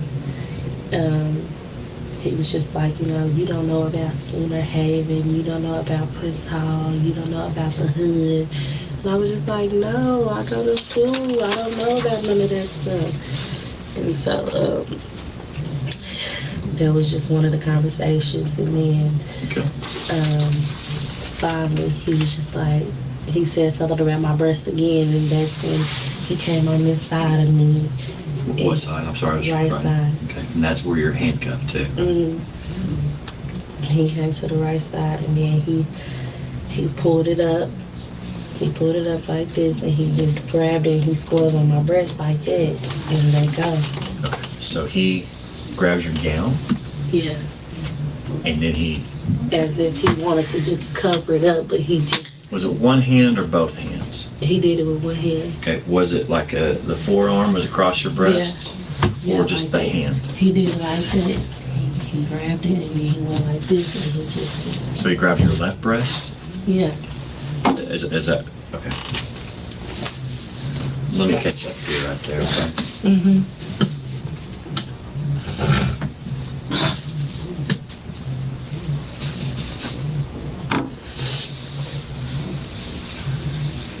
So he grabs the gown, but he's kind of groping your left breast? Mm-hmm. Is that what? Mm-hmm. It's like, it was like this. But how's he lift the gown if he's groping you? He just because it's not like a shirt or nothing where it have to be on. He just grabbed it and cupped it like that, and just... Oh, so, okay, so he does cup it. Yeah. Okay.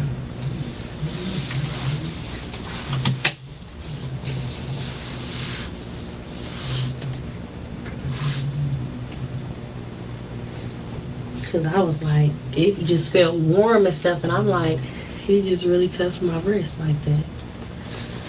How long did he do that? He just did it to where he cuffed it and let go and went back over there to his seat. Okay. Where was the seat? The seat was like that, and the bed was right here, so like I'm the bed. So He directly in front of the bed like this, and I'm in the bed laying back. is there a blanket on you? No, it was just the gown that I had. Okay. And his chair's at the end? Mm-hmm. He's on the desk is the sink. Like it's the sink, and then there's some area space right here where he got his paperwork. Is it the circular? Is it like a chair, like a stool? Or was it like a chair? It wasn't a chair. I'm pretty sure it was probably a stool in the hospital. Okay. So he just sitting there and he doing his paperwork, and he just keep looking at me. he just keep looking, and then finally he got up again. And when he got up again, he came and he just grabbed my hand, and Okay, so he keeps looking at you. yeah, Looking at what? What's he? he's trying to peek, like, cause I'm like this on the bed, like my legs is like this. So I'm going like this, and when I noticed, this is how I really figured that when he did that, that's what he was doing, was coming on to me. But when I seen him looking, I knew that he was trying to be sexual. So he's looking where? He's looking between my legs. Okay.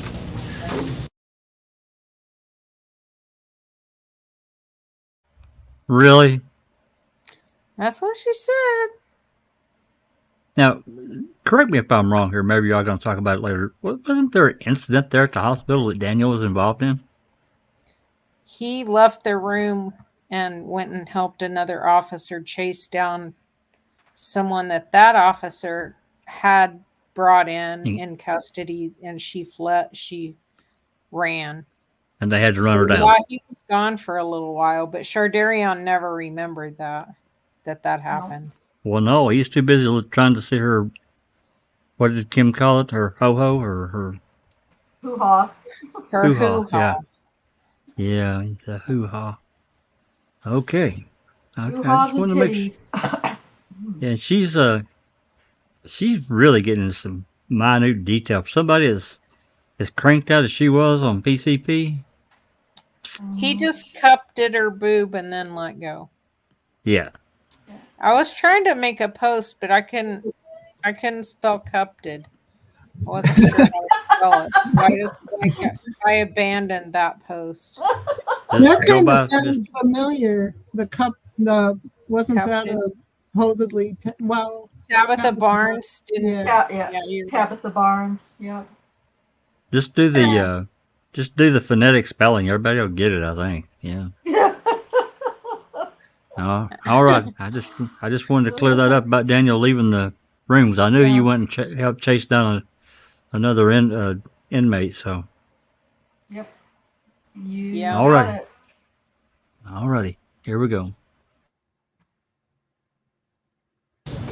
Cause he's like this. He's like, he keep rocking back and forth trying to like look.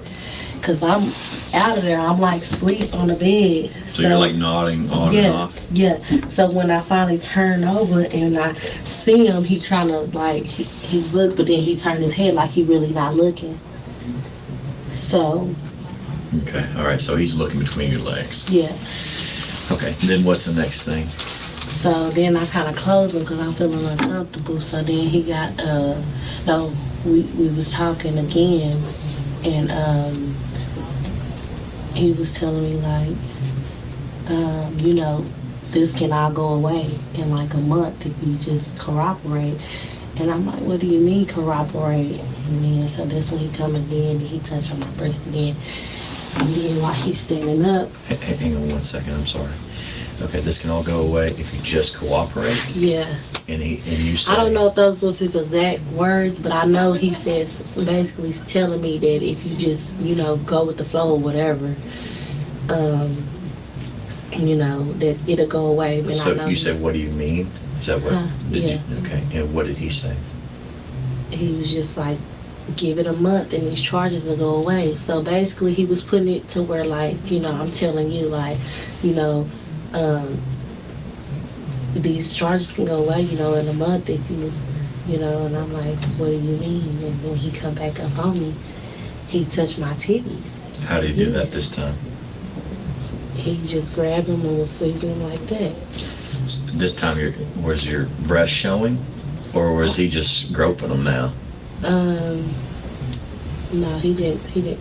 I think my gown was still on. I don't really remember exactly if it was on or off. I just know he was touching me. And But was he on the right side of you? Can you pause, Jack? No, actually. I cannot stand the way she's touching not that I'm opposed to a female or a woman touching themselves. I'm not saying that. But the way she is using her hands on her own body and pushing up her breasts and squeezing her breasts and exposing, one of them to the bra and all these different things that she's doing is it's really making me sick. Rocky good- probably has a Woodrow. It's a Well, good thing that it's a possibly. good thing Kim Yeah. wasn't in there. For real. But can you imagine, and Neverly's in the chat too, and I'm not saying that nobody else in the chat would understand this, but I know what, the kinds of things that Neverly's done for work and different things. I know what I've done, I know Kay, I know Sheree. I cannot imagine a sexual assault victim, and I could be wrong. I'm just based on my own experiences, having worked with sexual assault victims, I can't imagine any of them sitting in a police interview with a male detective and being so physically descriptive of what they say happened to them during their sexual assault. That's just my opinion. It's based on my experience, my work experience. I can't imagine it, but I don't know. They would just describe it, not necessarily go through the act and showing you. And she's so descriptive with it, changing Very. her position when she's sitting and bringing her knees up, and it's just really bizarre to me.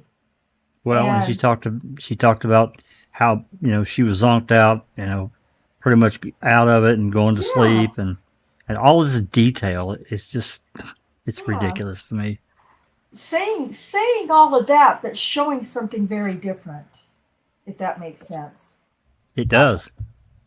It's just really odd to me. It's very bizarre. No, absolutely nobody witnessed this at all in the hospital. So, sorry to drop your name like that and put you on blast, Neverly, but anyway, go ahead and start back up. I couldn't hold that back any longer. I had to say it out loud. I'm glad you did, because I was thinking it. All right, here we go.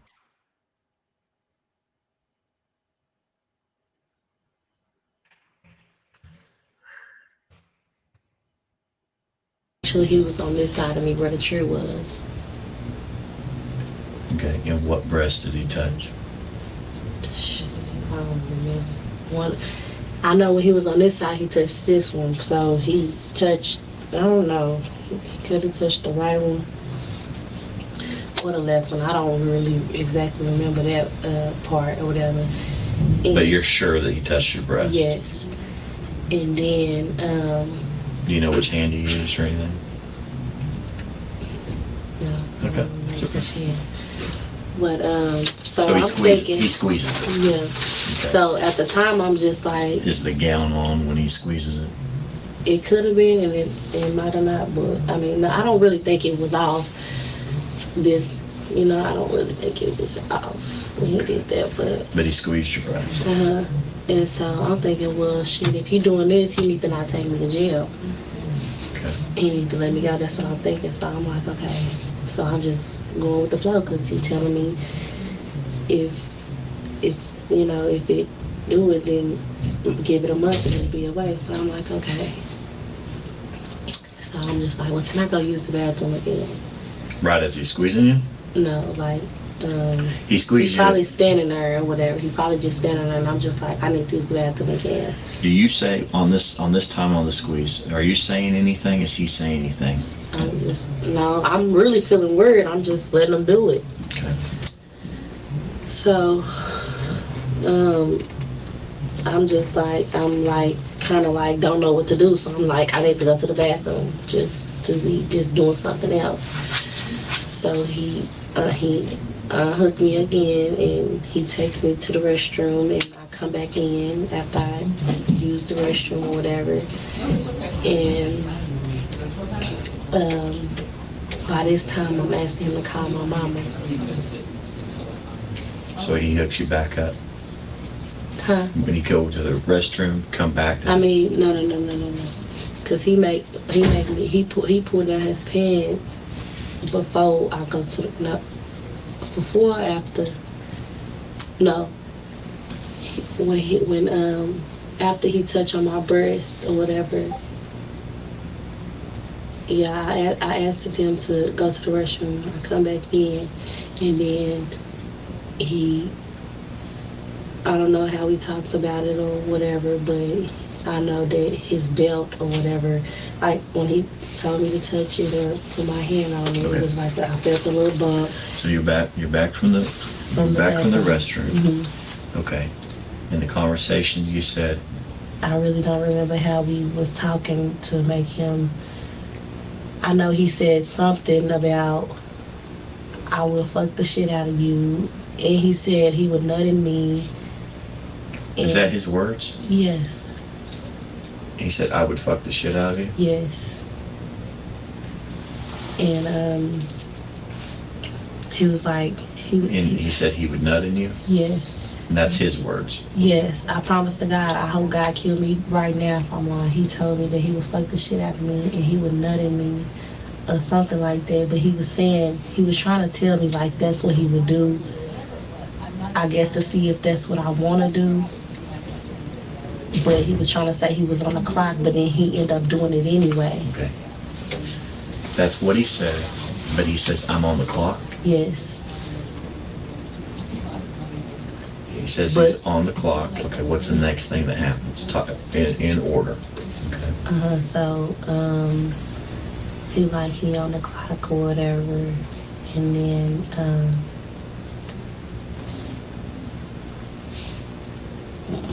I don't know if he just ended up taking off his belt because I was touching it for a minute then, so he, Okay. That's the part where I want to get to. Mm-hmm. He's telling you these things, but there was no Yeah. touching yet. yeah, Okay. When do we get to the touching? when he pulled my hand up and put it Okay. on me. So the belt is off or it's on? No, it's on. Okay. Because it like, however his belt is on, is like you can't just get to. When you come back, lay on the bed. Mm-hmm. Are you handcuffed again? I don't even think he handcuffed me that time. So right now you're not handcuffed back from the bathroom. Mm-hmm. Yeah, I think he just telling me to lay back. Because if he said if they come in and I'm standing here, it's not going to look good. Well, tell me. Okay. And I know I'm kind of. I'm just trying to. I know, and it's kind of hard for me too because that was almost a year ago. So I'm trying to really just. I'm just trying to make it flow. You know. I'm just. Okay, so he says he's on the clock, and then you said that's where you start touching. Is he? You keep acting like he's on your left side. Is he on the left side? Okay. Where's the door? The door is right here. Straight in front. Okay, look. When I'm the door. You're the door. I'm the door. Over here is where the cabinets and the desk is, and the bed is right here. If you're so, the bed is directly in front. Okay. You're the door? I'm sorry. I didn't know I was unmuted. God damn it. Oh. I'm the door. You're the door. You're the door? Like it was a legitimate thing she just said. Wait a minute. I can't put that in my report. She said she's the door. And then I said, you're the door? You're the You're door. the door? And she said, yeah. So Rocky, you how know, much PCP did Rocky have? Oh gosh. oh man. Yeah, that Such might an be idiot. Now, that come might be on, man. that might be a qualify for a YouTube short there, Rhonda. Yeah, I'll have to make a short out of that for sure. Yeah. I'm a door. You're a door? Yeah. I'm a door. You're a door. God, that was dumb. But you know, she's getting even more complicated now with her story. And she zonked out of her brain on PCP. She done had some poured on her. I guess she done smoked some, had some poured on her. Then she smoked picked some, up the had vial. Crushed Yeah, it in her tried to- mouth. Crushed it in her mouth. I mean, how much PCP could one person do and have this much memory And recall? still be alive. Oh God. Yeah, that too. Okay, All right. sorry. I didn't No, know no I was problem. unmuted when I started laughing. I usually am muted. Well, this whole sequence of events where she starts to say she just wanted to do something different. So she said, I have to go to the bathroom. And so then Rocky says, so he helps you to the bathroom, then he hooks you back up. Well, no, he didn't let me go to the bathroom yet. He pulled his pants down. So Rocky skipped this whole thing in the sequence of events. He can't figure out. Well, he just, I don't know how he has written this in his report. I'll have to go look. Yeah, we're gonna have to read that. Yeah, when does she go to the bathroom and come back? Because it's definitely not clear in this interview coming out of her mouth. Well, Not for at Christ's all. sake, he thinks she's a door. You're the Yeah. door? Talking about getting wood. I can't get over it. It was too funny. Crazy. All right. Liam's, I'm the door, you're the cabinet. He was the Oh my God. cat. All right. I'm going to start it back. Yeah, I'm muting again, sorry. When I'm the door. You're the door. Okay, look. When I'm the door. You're the door. Okay, look. When I'm the door. You're the door. I'm the door. Over here is where the cabinets and the desk is, and the bed is right here. If you're so, the bed is directly in front of you. Okay, well here go the door. There you go. Here go the door when you walk in, but this door should be like right there, close on this side, because right here is the cabinets and the sink and stuff right here. This is the chair, whatever he was sitting on, and the bed is right there, and then it's another chair on that side of the bed. Okay. But he's on your left side. Okay. Mhm. How do we get to the touching? He just was bent down, squeezing my titties. Okay, so he squeezes it again. And so he just That's the stood- very first touch back from the bathroom. Is he squeezing you after the whole clock stuff and nothing in you? After he says about nutting, after he says about not being on the clock, or I'm on the clock, the very first touch between you two is him on you on your breast. Is that right? Okay.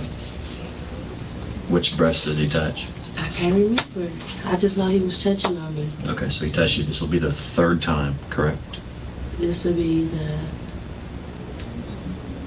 the first time, the second, yeah, and yeah, the third Third. time. Okay. Okay. All right. So this is the third time he squeezes one of your breasts. Okay. And then what happens?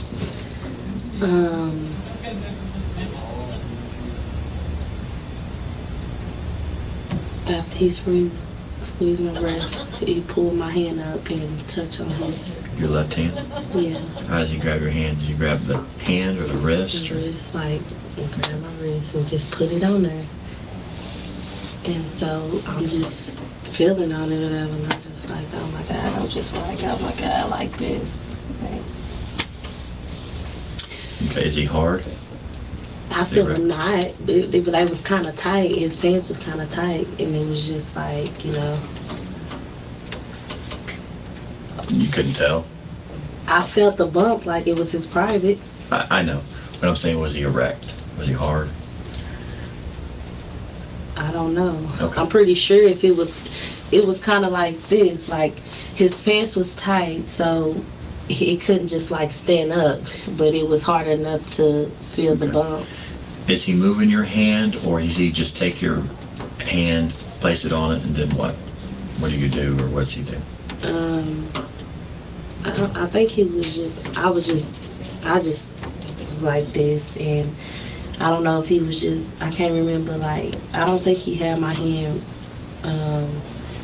rubbing it or whatever, because I was just, I think he was doing something with his belt, because however his pants is on, it's not like regular pants, you know what I mean? So he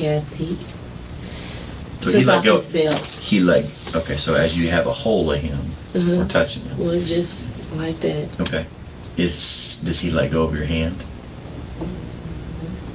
I think he was grabbing onto his belt, like raising it up or however, because it was weird, I guess, however his belt is hooked onto him.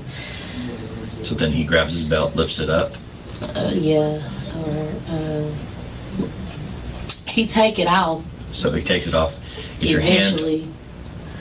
okay? But when your hand is on his privates, your hand's on his penis, right? Okay. Is he taking it off at that same time? I believe so. Where does he set it down? On the chair. Okay. At what point does he tell you about people coming in or anything? He was saying that the whole time. He was just telling me, he was making sure he tell me to just lay back, you know, well, you know how the beds kind of tilt a little bit on your back, so he just making sure I don't make too much movement, because if it go too high, then I guess that's when they gonna come in the room to check on me. But he knew to make sure that my heart rate don't keep going up or whatever, because And that's what he's talking about with you? yeah, because he trying to make sure, I guess, don't nobody come in on him. But at the same time, I really don't know what. I just know these were some of the conversations that was in. I really can't just put them exactly into order or whatever. But I know he was telling me He's some of telling the you things. throughout, just stay back. Okay. Just stay back. And he was like, it's not gonna look good if you know, they come in and he's over here like this. So when he take it out, when he take his belt off or whatever and kind of pull his pants down, I'm like this. He pulls his pants Pull them down. down like just a little bit. So does he undo the top button or does he whip it out through the I don't even know. zipper? I never seen the button or none of that, because I wasn't really trying to do it, and I wasn't paying attention to how his clothes was made or none of that. I just know that was down a little bit. Okay. But your hand was still on there when No. you take it off. I took it off while he was doing that or whatever. Oh, while he was taking. Okay. Yeah. So then next thing you know, his penis is out. Okay. Do you know if it's over the top? If he's unzipped his pants, it's through? You know how you have the button in the zipper? Yeah, like I don't even know how that's made, because it's not made like regular pants, I don't think. I don't remember how it looked. You just knew his penis is out. Yes. Is it hard? Yes. Okay. So it's erect. Okay. And you don't know if it's through the zipper or over the pants. I was thinking it was, But the pants are lowered. yeah. So all I know is I'm back on the thing like this, and I got it in my mouth, but I couldn't do it. How did we get to that? Okay, so he takes it out. Does he have a conversation about you putting your mouth on it, or how does he? He was like, you know, just, I can't even remember what he was telling me. I know he grabbed my head, and I think he was saying like, just do it or something. And he was just telling me stories like he'd had oral sex, but he never came just by oral sex or something like that. He says what? He said he's had oral sex, but he hasn't nutted or came. I don't know which one he said by it. But that's what he said. Yeah. So he said had oral sex, but haven't came or nutted. And then does he ask you to do it, or how does he get? It was like he was just basically forcing me to do it. Like, is you gonna do it? Or I can't remember the exact words he was, but what he was telling me is like how he was acting in was how he was acting when he came to the house. Like, you know, pressure me to do it. Like, Okay, but do you remember anything that is said about how? come on, just do it. Because I was just like, you know, I didn't want to do it. Come on. What are you saying? I'm like, you know, is you sure my charge is gonna be off of me in a month? And he was like, yeah, just trust me. And just could just do it. Can you do it? Or something like that. I don't know the exact words, but I know it was just something pressure me to like do it. Like, you know how you just keep asking somebody to do it, or Okay. you know. So then he does what? He just grabbed my head. Grab the back of your head. What hand? Oh my God. It's You gotta think too, like I was high, so I really don't know how he did it. And that's why I'm okay. I'm on your left side. Okay. Left and right. He might have been with his right hand. So And right. so like he pulling me to him while I'm up. And I put my mouth on it, and then like he's standing there, and this is what like really stopped me from doing it, because he was like, ha ha, you never sucked a white dick before. And I was just thinking, I was like, I sure have it, and then I just stopped. Like, he just made me feel weird after he said that.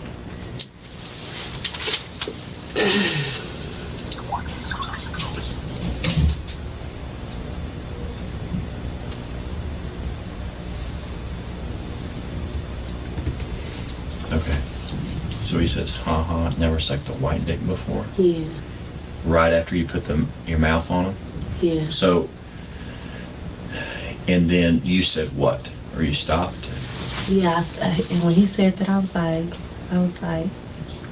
I sure have it, and I just came up off of it, and I was like, I sure have it, and then I was just like, you know, I just was like, did it. I just stopped. Okay. Then what happened? He hurried up and put back on his belt, and I was just like, can you call my mama? Okay. Hang on. He put on his belt, and he sat down in the chair, and I was just like, can you please just call my mama? Can you please? And I just kept on asking him, like, where's my cousin? Did she go to jail? Okay. Hey, what did he? Was he saying anything as he's putting back on his belt or anything like that? No, I just was like, can you call my mama? He wasn't saying that to me. I was talking to him. I was just like, can you just call my mama? Okay. And so he was like, he can't do it. First he said he couldn't do it because that'd get him in trouble and stuff. So, see, he was saying little shit like, Can't do what? he can't call her, but he ended up doing it. You know, like he was saying that he would fuck me, but he's on the clock, but he still ended up doing it. So this was like another thing like that. He was just saying like he couldn't do it, but then he ended up doing it anyway. How long was your mouth on his penis? I probably went up and down probably like 6 times, maybe 7. Okay, so 6 or 7 times. So was it less than a minute? It was probably about a minute.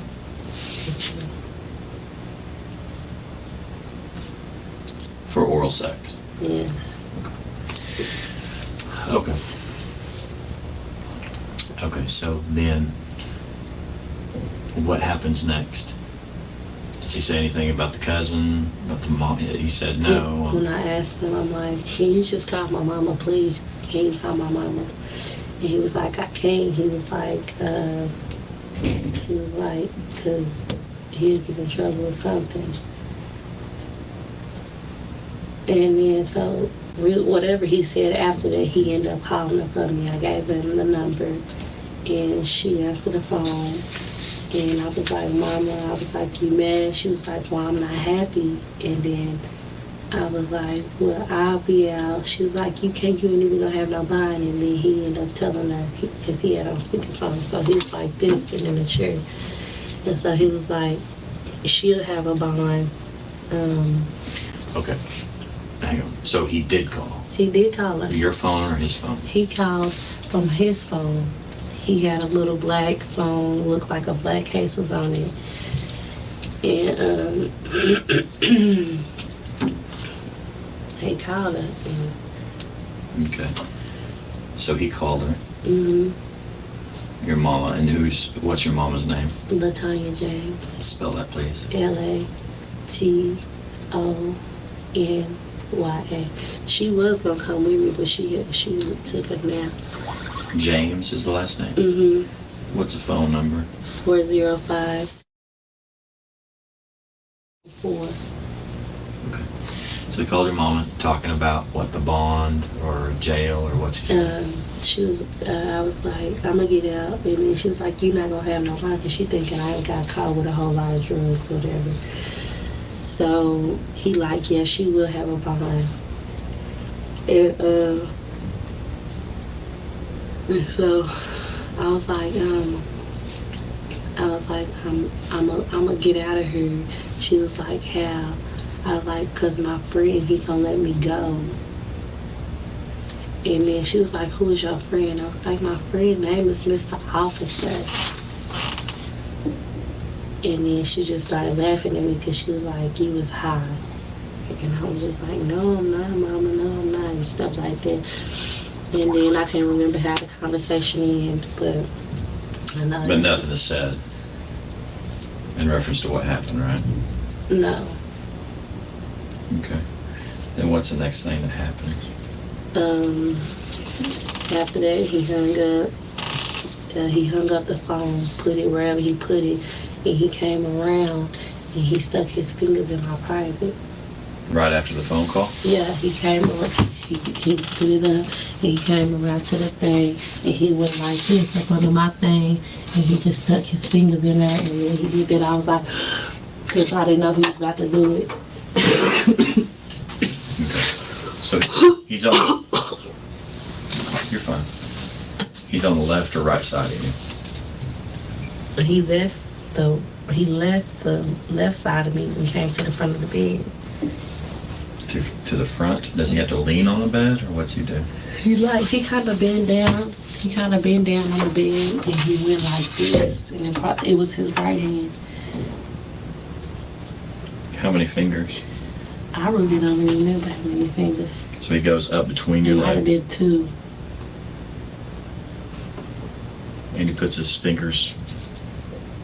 And I know what you mean, but you got to understand why how do you say it? He puts his finger in my coochie, private pussy, whatever you want me to say. Okay.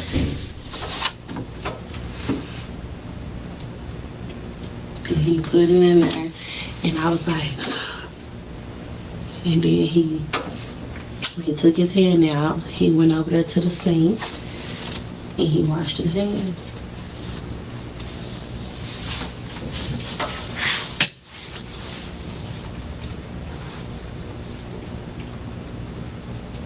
Okay, so you didn't say anything. You just gasped because you didn't know he was going to do that. Yeah. And what's he say? And I don't remember what he said.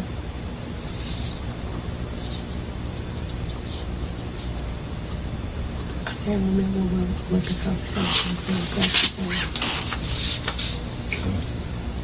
I think I got to ask him, like, so now am I still gonna go to jail? And he was telling me, like, he was telling me that he had to take me to jail because he ran my name or something like that. And I was trying to tell him, but you didn't tell him my name. You told him my twin name, so you can let me go. But he was like he couldn't do it because we was running through the thing or something about it. So we had to take him to jail. Spell your sister's name. SHARDARRON.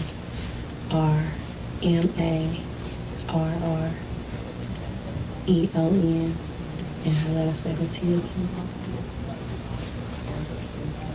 Okay. Okay. So then he tells you you're going to go to jail. Mm-hmm. What's next? I was just like, I don't want to go to jail. I don't want to go to jail. He was like, well, just give it about a month. Just trust me. Just give it about a month. And, he'll dismiss him or he'll make sure that it don't stick or something.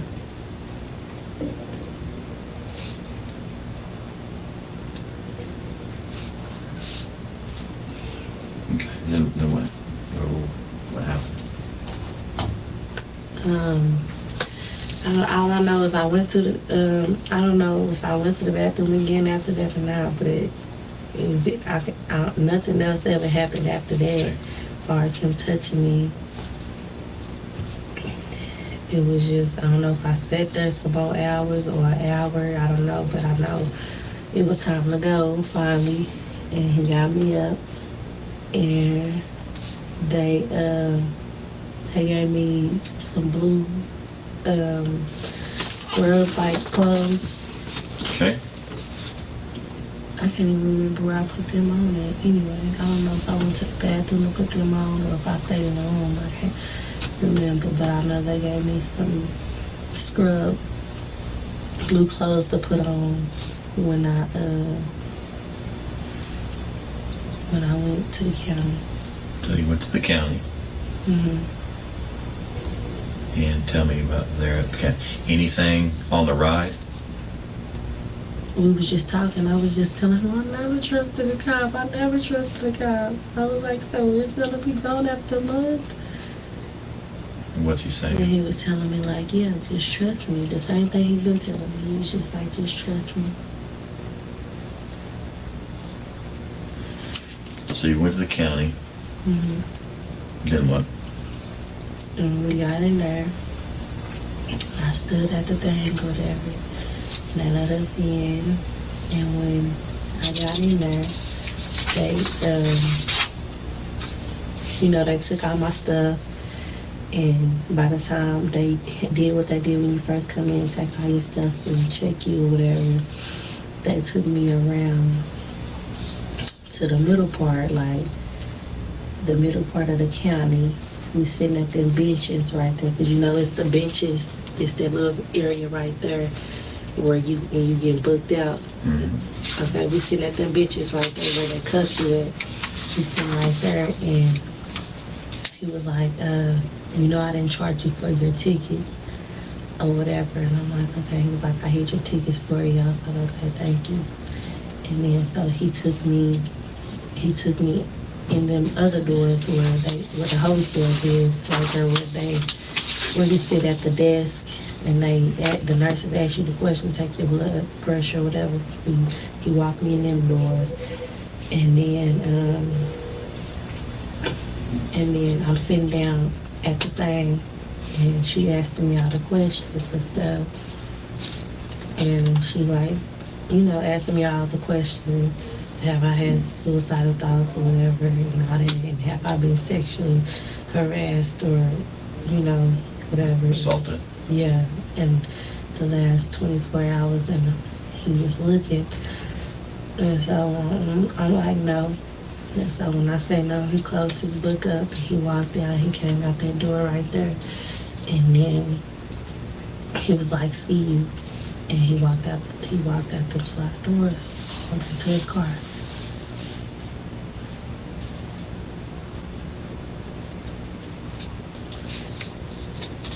How long was you in jail? I was in jail for 5 days because I had a ticket with the OU police or whatever. So no. Did you have tickets with OCPD? With Oklahoma City. yeah. And they weren't on there? No, I got out. What held me in there, because I had already bonded out that day that I got in there, but they was saying that I had a hole in my mama and them, because I'm telling my mama on the phone, I'm like, Mama, them tickets should not be showing. And she was like, well, you got a hole? So and I guess when you do call the city, they is going to say that I got them. I'm like, but... And you're saying it was a different city? Mm-mm. I'm just telling her because I know what he told me. He told me that the tickets I was going to get out because he hid them. I'm like, Mama, them shouldn't even be showing up. I'm like, why am I still in here?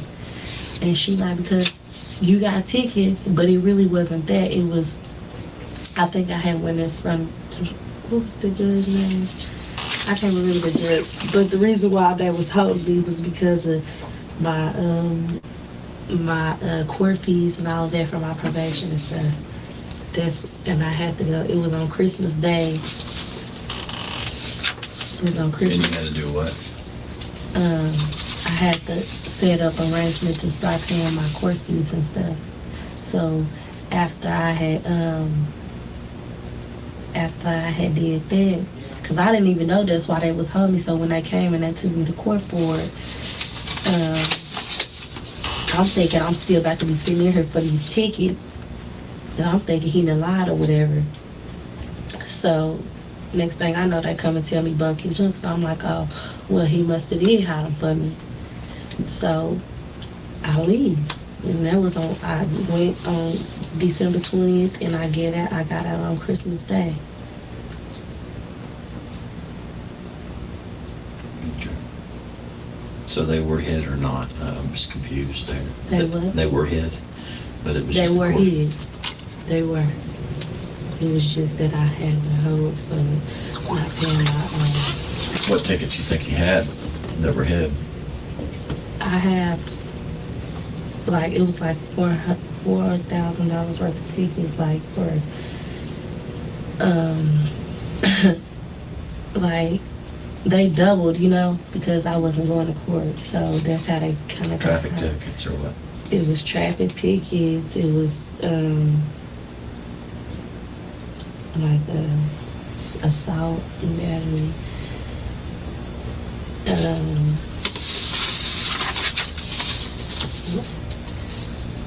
Mainly traffic tickets, but you know, it was municipal. Okay. Okay. So then, what's the next thing that happens involving Holtzclaw?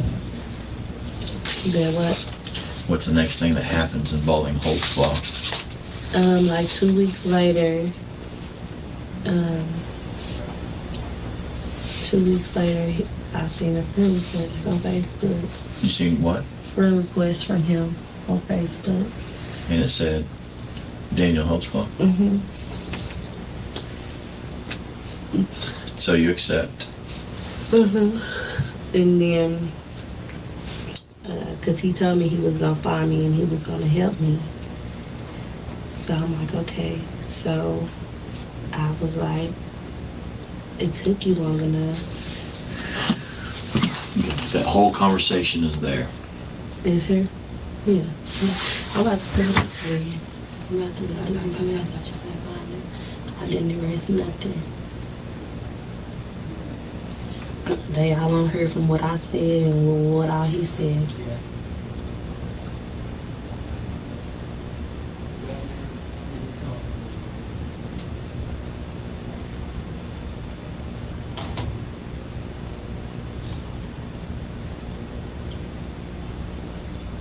Is it a very long conversation or what is it? It was just conversations throughout the days, like, and even like the last one was him telling me that I had a warrant because I guess he was checking up on me because I had went to I was on probation. So he pulled you up? Huh?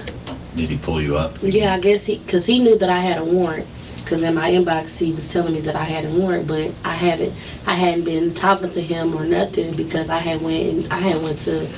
So he gave you a heads up about the warrant, or what he say? Mhm. Okay.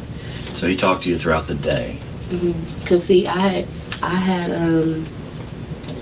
went to prison in Houston for a few months, and he had when I got out. Oh.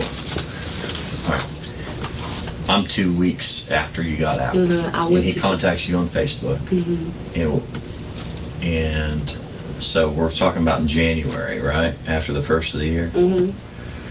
Okay. And what's that conversation about? I was telling him, like, it took you long enough to get with me because now I'm thinking, like, he said he gonna help me, so why he, I don't know how I'm gonna find him. I need him to get these charges out of me. That's what I'm thinking. So finally, when I got the request, I said, it took you long enough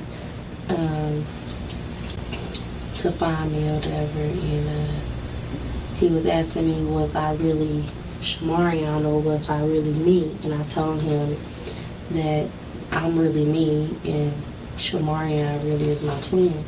But I'm almost down like a fucking thing. What's your Facebook account? What's it? What is it? Like what my name is? Yeah. What? Yeah.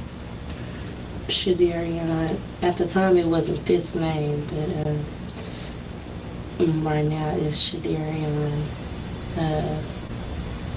No Love Hooks. Whoa. Okay. Shardayreon, spelling your way. Mm-hmm. There we go. No love. Mm-hmm. Hooks. Mm-hmm. What's the hooks? Hooks is just my baby daddy last name. Okay. Shardayreon, no love hooks. Mm-hmm. Is there? Is that true? I always thought it was like a hooker account. Is there? Okay. So to have access to look for it, is there a password or anything like that? Give him your password, Shardarion. Okay, so I can go in there right now and look at it, right? Yeah, sure. Okay. And his name is going to be Daniel Holtzclaw, right? Well, he had deactivated his page. Like the ones like that that say Facebook user, most of them, But should have your conversation, right? yeah, we got a conversation. I'm almost there because I got out July 3rd and I had a message from him. I on this case, okay, when I had the warrant for the case that he arrested me on, I went to jail in Houston because I was on probation. I went to jail. You got out, then you go back to jail? Yeah. Okay. Yeah, Okay, in look. Houston, Rocky. He gets with me on Facebook when I get the request. That's in January. I go to court a month later, which is in February, and I go to jail because of the bail sponsment. He got kicked off or whatever, so he had to jump on my bond. So when I went to court, they locked me back up, and I had to rebond out. So at this time, I tell him I went to jail, and I didn't understand that because you told me give it a month. So this is a second conversation? Yeah. And it's when? February? Yeah. This is in February. Has anything ever talked about sexually? No, he knew not to say nothing sexually in the context. What? I mean, in the Facebook messages. But there's times where when I But he found you. yeah. He found you 2 weeks after you got arrested. Mm-hmm. And then he tells you got a warrant? No, I'm telling you that he tells me I have a warrant when I went to prison in Houston. I went to jail the second time on that charge. Then the day before I had to go to court on this case, I went to jail. So they made me have a warrant. So far I've got 2 weeks after he contacts you. Mm-hmm. Then I go you're back. out, then a month goes by, and the bondsman thing, you get picked back up, got to rebond back out. Mm-hmm. Then you're out, and he contacts you again. No. I tell him that I told him I went to jail. And then he was like, what are you talking about? Call me, maybe I can help you or explain. And I was like, what do you mean? Because he had been telling me that already, so by this time I'm mad, like, what do you mean? You can explain to me because my charge is still here.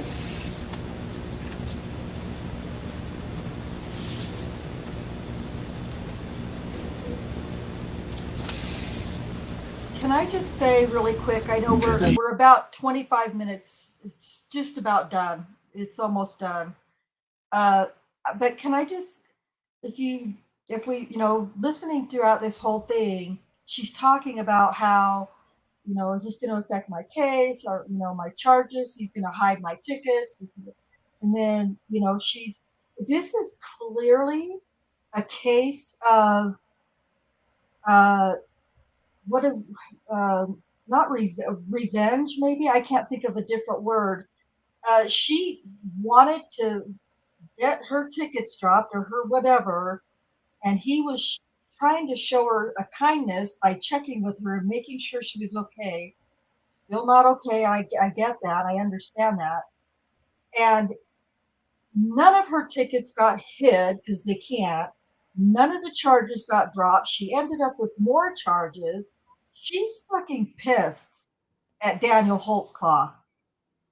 She is pissed off at him because he did not do her any favors or couldn't do her or whatever she thought he was going to do. And she's pissed. That's what this sounds like to me. Every time she completes another story or starts talking about the different charges or cases, I can hear like anger in her voice because she's got extra charges and extra cases, and none of it has to do with Daniel. It's all her own doing, but for whatever reason she's created in her mind, I think just the kindness that he was trying to show her by checking on her well-being on Facebook, she thought he was going to do favors for her or perform miracles, and she's pissed that she ended up in even more trouble. That's just a thing that's kind of going through my mind. Plus, she was seeing dollar signs, of course. I think that's the primary for me. I don't necessarily sense that she's pissed, but I think she is, like this summary said, very opportunistic, manipulative, and I think she knew that she knew this guy. She knew that she had spent this large amount of time with him, and she thought that she could use that to get out of the trouble that she was in. Yep.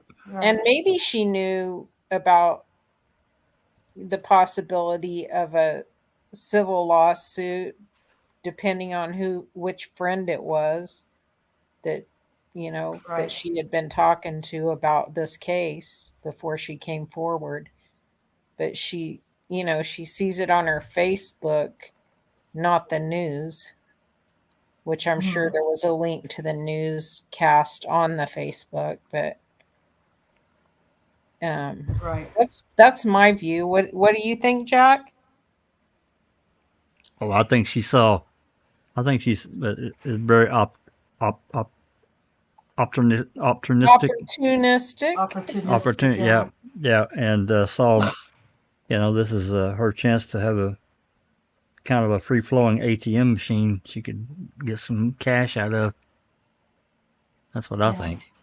No, I agree with that. I mean, that ultimately that's what this all was about, I think, for all of them. Sure. Personally, that's what I think.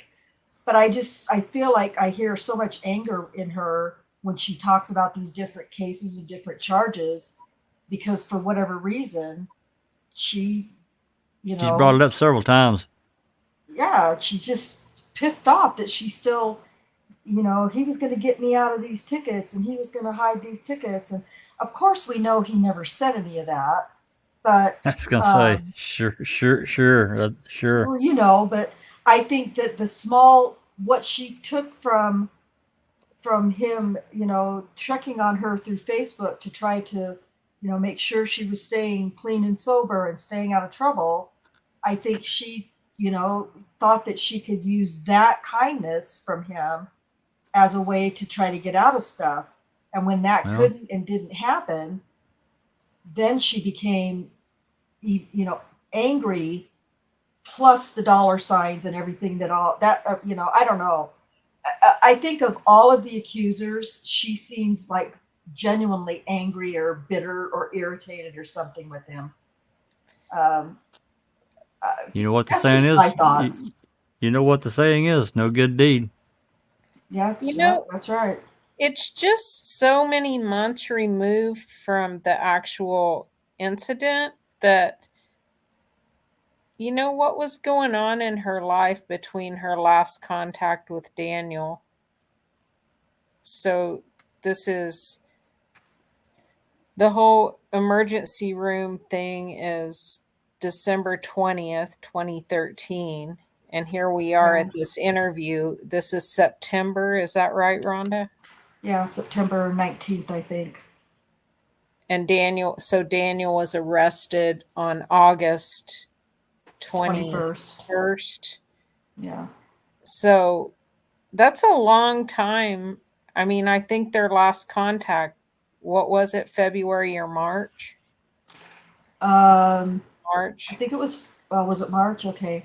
I'm not sure. It may have just been February. Let me see if I can determine that while you guys talk on. Okay.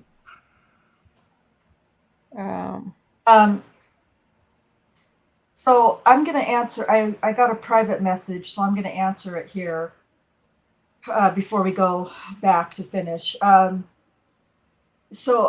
This is a very common question, and we'll probably cover it a little bit more in detail, maybe, or maybe we'll just say it now and leave it alone. I don't know, but a lot of people and a lot of comments in a lot of different places. Well, he's getting in touch with these women on Facebook and he's text messaging them, and he's, so of course he's guilty, because why would blah, blah, blah, blah, blah.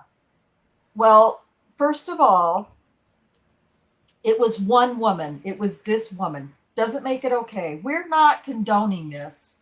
Let me just say that out loud. I know that Kay and Cherie and Jack and Susan, everybody who knows this case, all agree that we do not condone. And Daniel is, had anger with himself for doing it.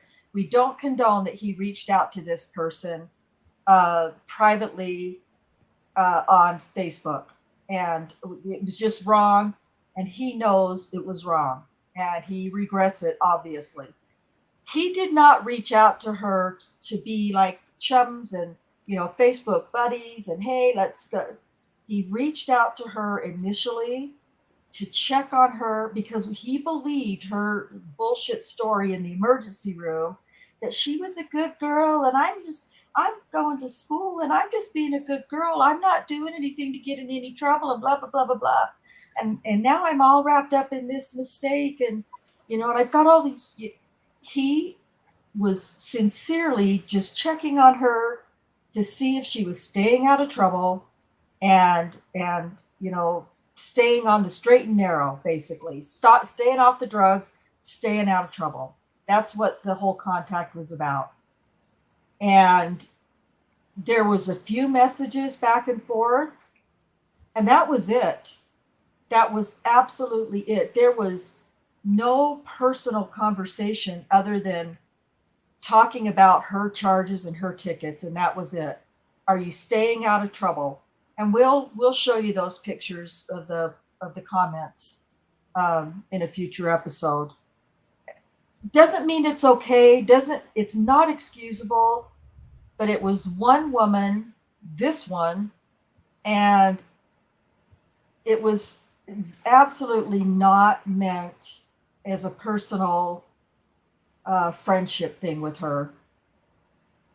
I hate talking about it, but we are fully transparent with everything that we know about the case. And as horrible as this part of it sounds, it has to be talked about, and we're not trying to hide that. I'm also not trying to make excuses. At the same time, though, if he was just trying to help her out, just being a community police officer, I'm not condoning it. I'm just saying, if he's just, like you said, if he's just putting his hand out and say, look, are you staying clean? Take care of these tickets, take care of your life, whatever. Yeah. And that could be that simple. That's what it sounds like to me. And from what we know, from what we've seen and read and researched, that's all it is. That's right. All it was. I think at the time I don't think at the time he necessarily thought it was wrong, but now looking back, you can see why it wasn't wise. That's my feeling. I don't know. No good deed, Cherie. No good deed. Yep. It's this situation that, for me, when I try to find arrogance in Daniel, because a lot of people say he was an arrogant cop, I don't see that in much of this case. or the way he interacts with anyone.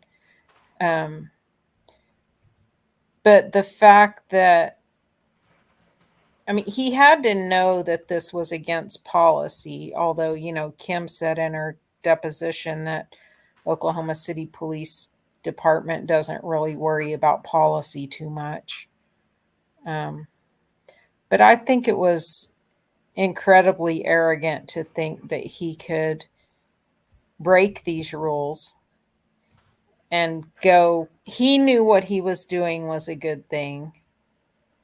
So he was going to do this good thing, but it still was against policy. And that takes, I mean, it's maybe arrogant isn't the right word, but it's the closest I've seen him to being arrogant by taking it upon himself to make this contact with her, even though these messages are just, they are just encouraging her to make sure she makes her court dates because things will be worse for her, and trying to figure out why she went back to jail, because that doesn't make any sense in his head, because he doesn't see any new charges when he obviously has looked her up. And he doesn't know that she's in trouble down in Texas because he thinks that she's what she told him in this interview.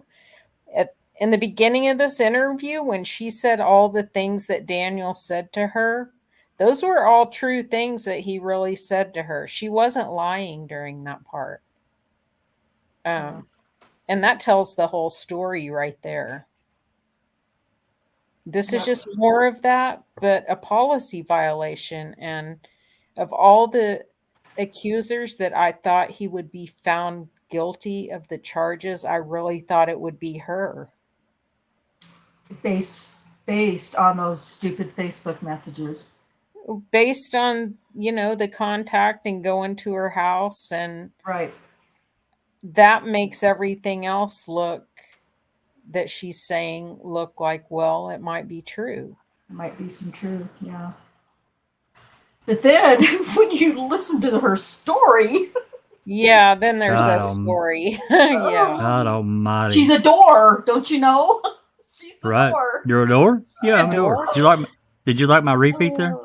Oh my God, Jack. Yeah, I need that to. Yeah, that was fucking hilarious. Yeah, I was dying. Alrighty, I'll restart. Okay, yeah, we just got a little bit more to go, and we have to get to the end because that's weirdly the best part. So let's roll. Better than being a door? Come on. Better, much better. That was funny. Here we go, right here. You haven't left for Houston. Huh? You have not left for Houston. I'm okay. March 19th is when I go to jail in Houston. Okay. So you went talk to in January, a month later, the rebond thing, you're out. Here they go all right here, and here go the dates on here too. So okay, I said, damn, took you long enough. I see it. It says. He deactivated his phone thing, so. So no picture. Okay.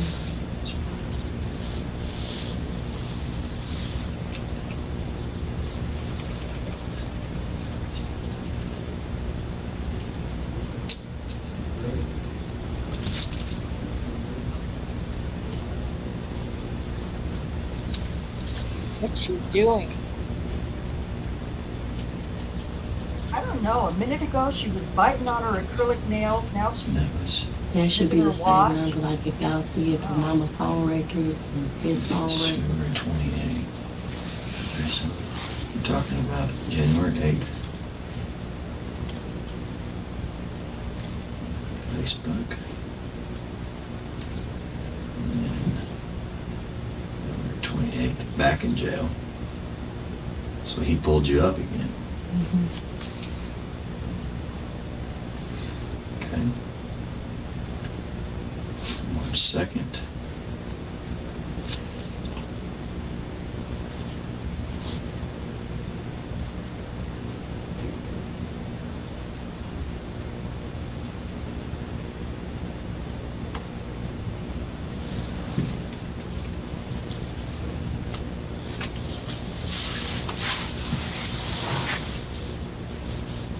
He says here, hey, I'm going to pick you up. Where are you at? He just came out the blue. Okay. If you guys had any kind of relationship, I need to know. I promise to God, I swear to God on my life, I hope Okay. I die right now if I'm lying. I didn't have no. Yeah. Like, Besides that one time that he came to my mama's house and he was rude, that's the only time I seen him after that I got out of jail. like I told you, as long as you're telling the truth, no matter Yeah. what, okay? Mhm. I got to ask this because he just kind of jumped up in there. Mm-hmm. And I swear to God, I didn't see him after he came to my house. I never Swear had. to God, When I did you hope I go? die.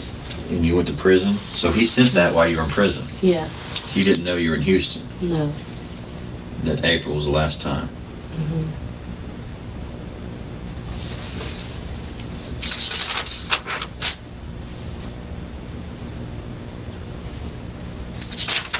Okay. Yeah, I might, if I have any problems, I need to go on there because I want to print that all off. Okay. Mm-hmm. Okay. Do I have to have a friend request or do that? Or can I just hop on there and look at your conversation? You What, you don't. need my password? Mhm. So dumb. Unless you want to go in there right now. It's a Mhm. messenger, Mhm. Rocky. They're private Okay. for a reason. Okay. So he He does takes all his- that. When does he come over? You said you're in Houston for how long? I was only in Houston. I got locked up. Well, first I was in Fort Worth, and I went to prison in Houston though. So when I got locked up March 19th to see my PO. You got picked up in Fort Worth? No, I went to see my PO in Fort Worth. And he seen I caught that charge in December, so he locked me up, and I had been locked up from March 19th, and I got released from prison July 3rd. Okay. Then what happens? When does he come see you? That he didn't never see, ever since that one day.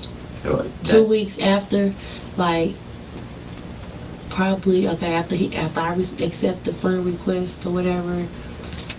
It was somewhere in that time. It was sometime in January is when he came to the house. And that was the only time that I Did he seen get a him. hold of you on Facebook, or how did he get a hold of you to know where you live and stuff like that? He already had my address because of when he arrested me, he already knew what he had planned.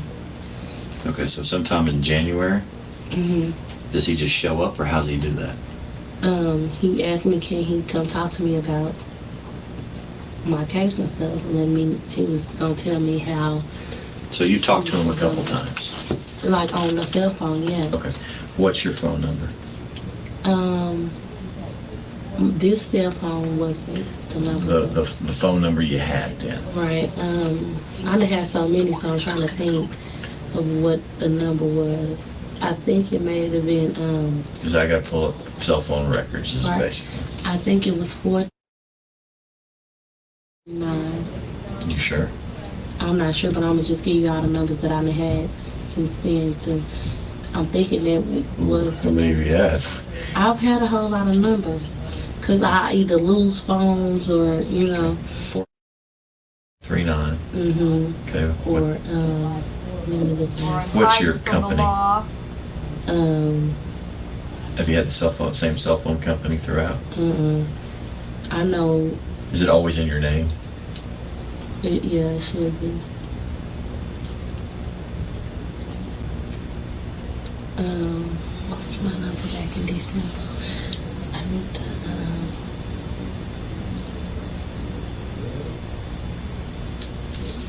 okay, look. The number that, Let me look at this. Maybe.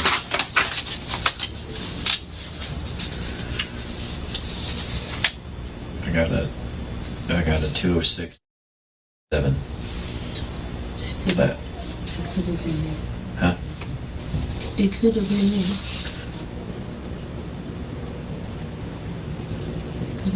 Could have been. Okay, that's okay. But he comes to ask to talk to you within 2 weeks of that Facebook. Okay, I got it on Christmas. This was like maybe in the teens of January, like 13, 14, 15, 16. Somewhere in that time, I'm believing, is when he requested to be my friend. Like, I believe it was like 2 weeks into January, and I accepted it. And then sometime shortly after that is when he came to the house.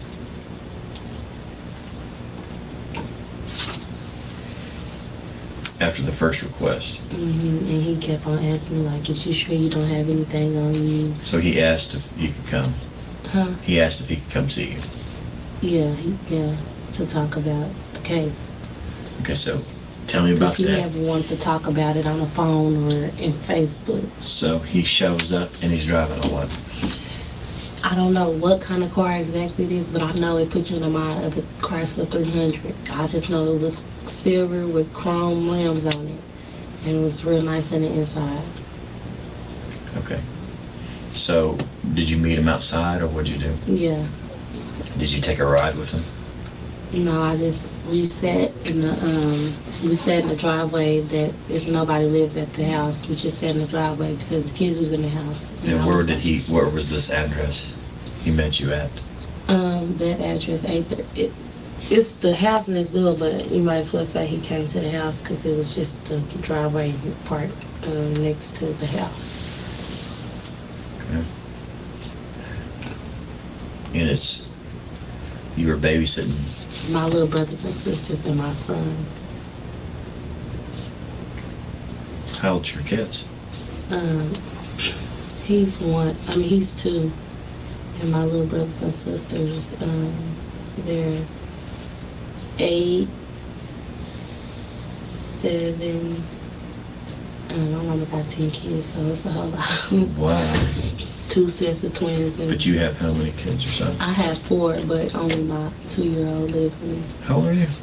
I'm 22, about to be 23. 4 kids. Wow, that's quite a handful. Mm-hmm. I got 4 kids, so I know what that's like. Mm-hmm. So your youngest is 2? Yeah, And your oldest is how old? he's 7. Oh, wow, there you are. Mm-hmm. You're a busy little bee. Yeah, let you keep your She hands only full. has custody of the little Okay. one, so So calm down, Rocky. So they're sitting there, and he says, Um, you go over, you sit in the car with him. mm-hmm. What's the conversation like? But what time of day you think? It was at nighttime. He had told me that he was just now leaving the outlet mall, so it was probably after 9 or something. Okay. And it's around the middle of January. Mm-hmm. Okay. And what's the conversation like? He was trying to make sure I wasn't trying to set him up or anything. He was kind of like nervous because I had my phone and stuff, and he wanted to know why I was on my phone, not trying to record or, stuff like that. And I think I told him, I said something like, you thought I swallowed that vial. He was like, you did. And so I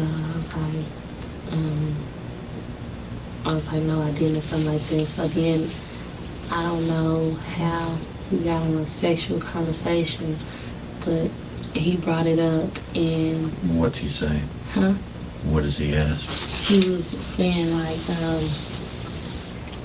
he was telling me like let's have sex. I don't know exactly what his words was, but he was basically pressuring me like, he was like, can I just pull around the corner and you just bend over and then I'm gonna fuck you really quick or something like that. I don't know, but I was telling him, I was like,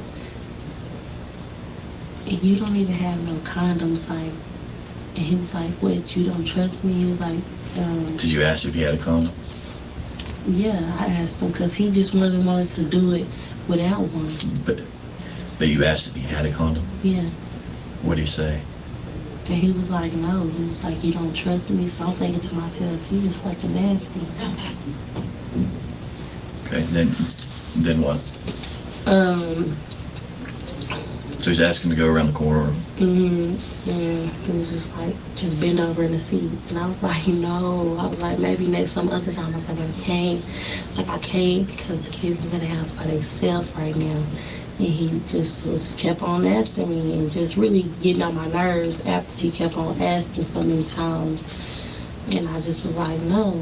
So he kept asking for sex. Mm-hmm. And he kept And then saying he no. asked me, can I give him oral sex? And I was like, What did he say? What was his words for oral sex? it was like, I can't even remember exactly how it went, but I know he pulled it out again. Oh, he did. Yeah, he had on some sweatpants, like some thick gray sweatpants. So he took his penis out? Mhm. Okay, like over the top? Mhm. He just pulled him out. Was he hard? Yes. Okay. And then what did he ask or what? He was like, come on. And I was like, no. I was like, the keys is in the house, and I think this is a police officer. And he don't even care about these kids. And I'm like, I'm really like neglected because they in this house by themselves, and I'm out here talking to you. I'm like, I can't do it. But eventually I was, told him like I got to go back in here. And I'll talk to you later. So after that. So did he put it up? Did you ever touch it, or did he ever take your hand? Or did anything happen? No. He just took it out? No. Okay. So he took it out. And I was just looking. How long did he have it out? He had it out for a long time because he was really trying to. Like how many minutes? I don't know. Maybe like 3 at the most, probably. Okay. Because he seen that he was just, he didn't make me do nothing. This time he was just like, and I kept calling in the house and stuff, trying to. Why he's got his penis out? I don't know, probably not at that point in time, but I'm just saying, I kept calling in the house trying So to he kept telling him, gotta go in, and finally just told him, I gotta go. Mm-hmm. Did anything else happen during that time? Mm-mm. Okay. Did he just put it up, or did you guys ever hug or kiss or anything like that? Mm-mm. You just left. Mm-hmm. What did he say was the last thing he said? I don't remember. So you guys never touched? Mm-mm. Okay. Did the conversation in the car, did you ever talk about he's still trying to help you get those charges off, or what's he saying? He really didn't want to too much talk about that.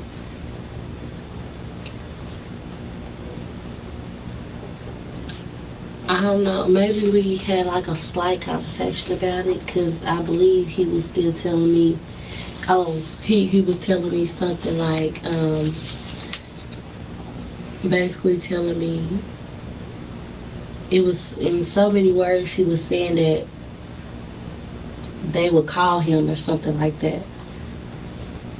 He said if they don't try to do anything, they're gonna call him, and then he's not gonna go talk to him or however that works if they call the police officers or whatever, however that goes. Was that before or after he showed you the penis and tried to get you?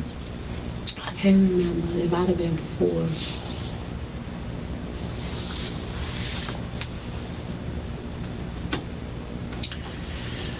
Do you feel like he was, on this time, do you feel like he was using the whole charges to try to get you to have sex again?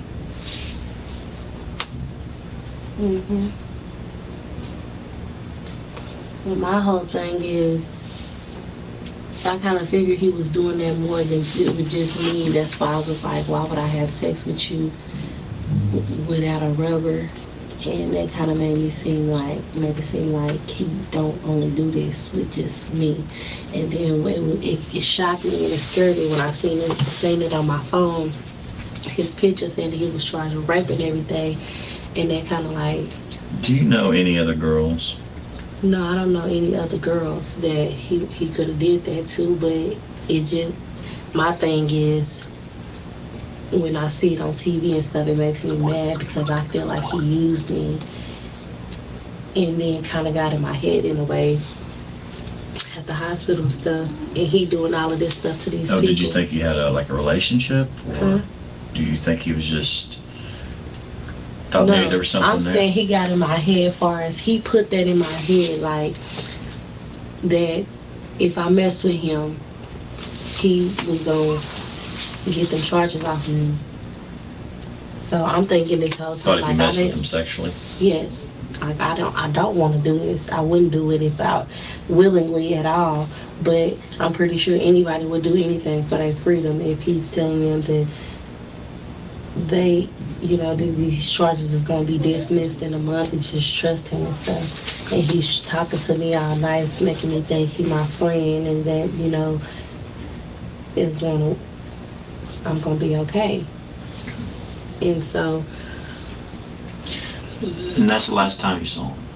yeah, that was the last So time. you guys never touched on that time. No, Did you ask to see his penis? no, I'm not even. If he, I wasn't interested in nothing sexual because I really have to be sexually attracted to you to want to even do anything sexually with you. So, no, I didn't even care You're to see all of just, that. were you just playing along because of the charges? Yes.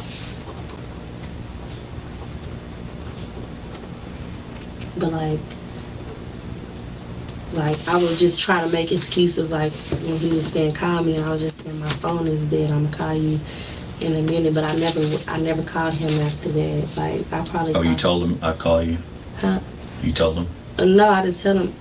I called him. I'm just saying right here where he said, "Hey, call me," and gave me the number. I said my phone is charging. Call you in a minute. But no, I went to see. I don't know what I was saying out there, but So after that, when's the last time you talked to him? Just on this Facebook thing? probably. Did you ever talk to him on the phone again? I think I was texting him one time and he was telling me to come to his house, and I was like, no. I was telling him exactly where to come. You to. texted him? He texted me. Okay, so he had One your, of them. Yeah, he had my phone. so you guys texted each other, Hmm. and you don't have that phone. No, it's probably one of them numbers. Okay, so what lines of communication? You've talked on the phone, Mhm. right? It was more texts than anything, though. But you did talk, so Hmm. you texted, Like he would text like, "What you doing?" and you had that 580 number. Hmm. Okay, and then Facebook. Anything else? No. I only seen him when he arrested me, and that one time when he came to my house. That was the only times that I've Nice. seen him. Okay. Okay, so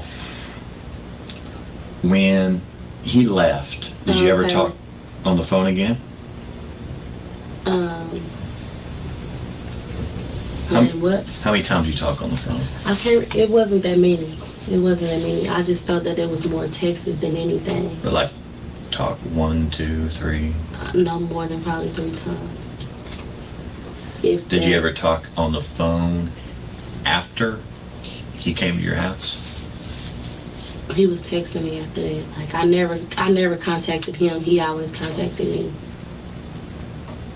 He always contacted you. Hmm. Did he ever talk? Is there any documentation from any of this that he was talking sexually to you? No, and he knew probably not to do that. Okay. Talk sexually, because on her, I'm trying to get him to say, like, I asked him, like, what do you mean? I said, help, how? I don't get it, because he's been telling me this whole time. I'm trying to get him to tell me, what do you mean you're going And to that's help on me? Facebook. Yeah, But you don't have any text with him now. no. He said, last thing you said, you went back and let me know about it, and maybe I can help or explain what's going on. They gave me his number again, so I'm like, help, how? I don't get it. Right. When's the last time you talked to him? Because you went to Houston, got out July 3rd. Yeah, so, You went to prison, right? okay. But if you can see, like, on these, most of the times that he was writing me, because by this point when I'm saying help how, that's the only time I really just text back. Like, this Since you gap got- right here. Since you got out of prison, have you talked to him? No, You talked to him in prison. no, You talked to him in jail. no. The last time probably was when I said that, actually. When I said my phone is charging, call you in a minute. And what day was that? No, not that one. This one right here. Help how, I don't get it. What day That was was that? March. Okay, let me put it up. That was March 4th, 2014 at 5:34. Okay. Because this little gap right here, like that time and this time, and see, he kept texting me and stuff, trying to get me to call him and stuff, but he just. Okay. And so And then this is finally his when he phone said he numbers. was gonna help, yeah, I was like, help me how? I don't get it, because by this time I'm mad. I'm like, you've been telling me this whole time that you're gonna help me and it's gonna be off, but you ain't. Hey, you want a break or anything? We're really about ready to wrap it up. You use the restroom, Rita? No, I'm good. Okay. I need to use the restroom. Okay. Okay. And then Can I walk out there where my cousin is to make sure she all right? if she's all right, sure, I guess. She might want another cigarette or something. You But gonna I go ain't outside or? No, just out to the where you pick me up from. Well, you can't walk around. That's the only thing. I just like,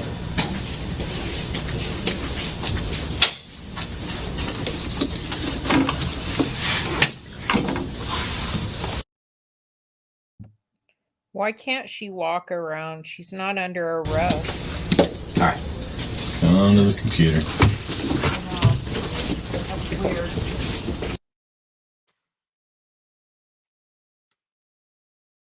And I don't know what they're doing all this time on a computer. Okay. I think I've got it. And I just kind of want to. I'm Getting gonna her run through Facebook it. message. What I usually do is I just kind of run through it real yeah. quick. Make sure I've got it. Okay. Stop at Liberty Station. But You're 53 minutes to do that? using PCP with your cousin. I know. Did your cousin? Your cousin didn't see anything, really. no. Inappropriate? Anything inappropriate there? Mhm. So nothing inappropriate at the On the scene. at the scene. You seem sort of stressed right now. Yeah, she does. And like she needs. Okay. A hit And or basically we something? kind of go through everything there. Oh, yeah. You're chewing on the vial. Mhm. You're spitting it out. They have you lay on the It's ground. bump. They tell you to get rid of it, but you're not. And so they call the ambulance. The ambulance takes you. You get washed. He watches that. You're naked. You eventually, after going through the ER, excuse me, you go to a totally different room, and you're in there alone. He comes up to you, and I've got which side of the bed, so I'm just running through this. He comes up to you, and he keeps talking about your breasts are out or your titties are out, one of the two. And at some point, he comes up, grabs on one side, lifts up, squeezes. He comes again, squeezes again after he's kind of hitting up about working with him. Then he comes up again. I know there's back and forth with bathroom. Squeeze a third time, but then this time he is having your hand come up. You touch, takes off the gum belt, take off your hand, and then he's talking about just do it, just do it, just do it. And all clear through there, he's talking about the charges. And he takes the back of your head, about 5 or 6 up and downs, about a minute. Said 6 or Says 7. ha-ha. It's about Up white and dick. down? I've got it written down. It's the first time you ever sucked a white dick. Okay. And then you stop, and then he buttons up everything, puts you on the phone with your mom at one point. After that, he comes right back around and he slips up 2 fingers up inside your vagina. And then he takes you to jail. He's standing over you when they ask you the question about have you ever been sexually assaulted. He walks away. A couple weeks goes by. Facebooks you, starts talking. Of course, you go to jail about a month later. Then you're out from bond. Talking to him again. I'm sorry. Before you even go to jail, he comes over. Right. He whips out his penis He tries to get you Whips it to out. go down on them, go drive around the corner, have sex with them. You're like, no, no, no, no. He briefly talks about the charges, and you don't do anything, no touching, and then the bond, jail, out, still some contact, and then Houston. Then he tries to get a hold of you and let you know we got a warrant, but you're in Houston. Okay, and we've got the Facebook messages, everything like that. Right. Anything you tell me today has been any lies, anything like that? No. Okay. Well, you've been pretty honest about stuff. So, you got any questions of me?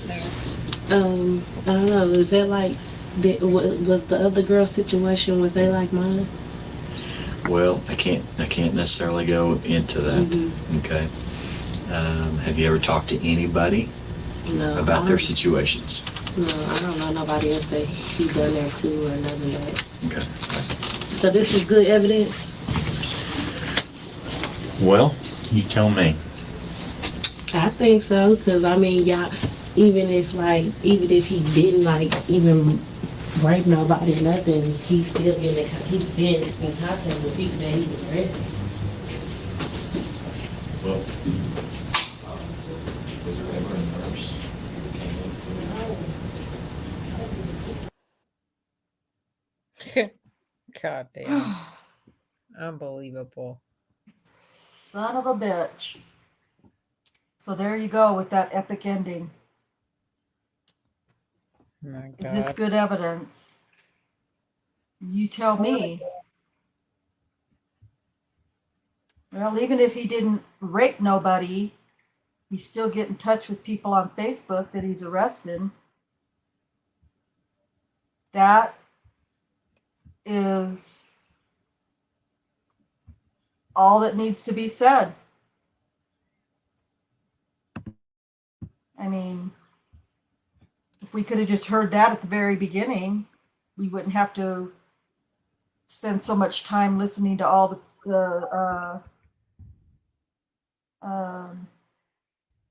it's just infuriating to me that she said that. And I think somebody else said the word earlier in the chat. Somebody used the word blasé. That's exactly what she was like throughout the whole thing. It was very blasé, like, like it was almost like she's sitting there, filing her nails, telling a story. And it's disgusting. It was disgusting. Well, I'm not afraid. I don't know where bullshit. The whole thing's bullshit. I got no problem saying that. But that's my, I want to be careful. And, if you're familiar with my channel, you know that I believe 100% Daniel's innocent. I know he's innocent. So if you're coming here looking for, an unbiased opinion, you're not going to get it, because I fully believe Daniel's innocent. That doesn't mean that I expect everybody else who comes here to believe it just because I believe it. If you have doubts, if you have questions, if you're unsure, do your own research on it. By all means, do not just take my word for it, or Kay's word for it, or Cherie, or Jack's. Do your own research. Find the information yourself. You can FOIA the stuff just like anybody else FOIAs the stuff. If you really want to find the truth and seek justice, FOIA the information. We're giving you what we can. It's a huge expense, doing trial transcripts and, police reports and things like that. I'm sharing that with you freely. And I'll share anything else that I can get my hands on with you freely. But don't just take my word for it. If you have any questions or you have any doubts, do the research and find out for yourself. Because that's the only way to have peace in your own mind about the case. You know, that's just all there is to it. That's what we've been doing for years, researching and digging and finding and FOIAs and all that stuff. So, you know, anybody else can do it just as easily as we can do it. So just want to throw that out there. But know that you're not going to come here and get an unbiased opinion from me. So I'll jump down off my soapbox now. So I'll turn the floor over to others if you have comments. Cherie, go ahead. Well, I was just going to add that unbiased opinion isn't based on anything but the facts that, or, you know, what we have actually seen as far as the documents and videos, pictures, test results, the whole thing, in my opinion. Yeah, exactly. It's, you know, what we're showing, or, you know, you can say that everything that we're showing and sharing is, you know, speculative if you'd like. That's fine. And you can call my, you know, and I even tell you, if I don't have proof of something, I'll tell you as far as I'm aware, or you know, speculation, or in just my opinion, I'll let you know that if I do have something that I know is factual, I will let you. I'm going to show you that too. So, yeah, thank you, Cherie.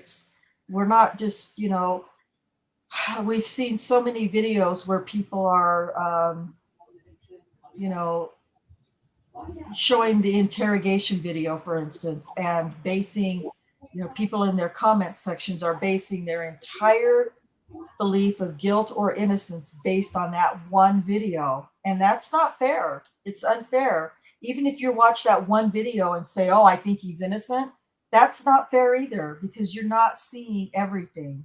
You can't get the depth of this case just watching that interrogation video. You just can't. I think a lot of people, oh, sorry. Go ahead. I think a lot of people who watched that 2-hour interview, you know, initially, which that was my first exposure to the case.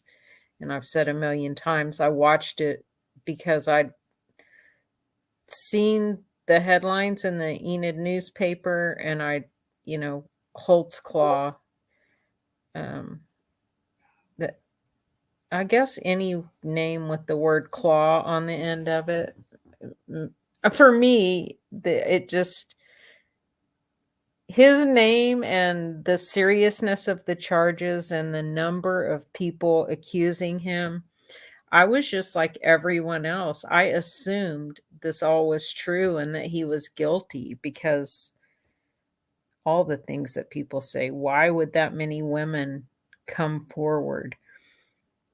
But if you listen to that 2-hour interview, like I did, to find out, for me, it was like, is he a good liar or is he a bad liar?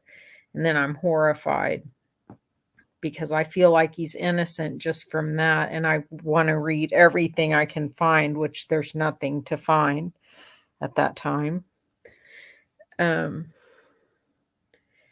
most people who watched that interview, they really believed everything that the detectives said. Like, you know, a lot of rumors of false information started spreading around just based on that interview and the things that detectives told Daniel, like pubic hairs in the back of his car. People still go around and say, oh yeah, well, they found his own pubic hairs in the back of his own car. So yeah, whatever, rape apologist. There were never any pubic hairs in the back of his car. It's just, you know, police can lie to try to elicit whatever kind of response they're trying to elicit, to try to gauge, you know, someone's behavior, someone's reaction. And that's what they did to Daniel. But that just, you know, gets all the people who have an open mind possibly heading down a different pathway. But when you look at how they manufactured this case against him, that's what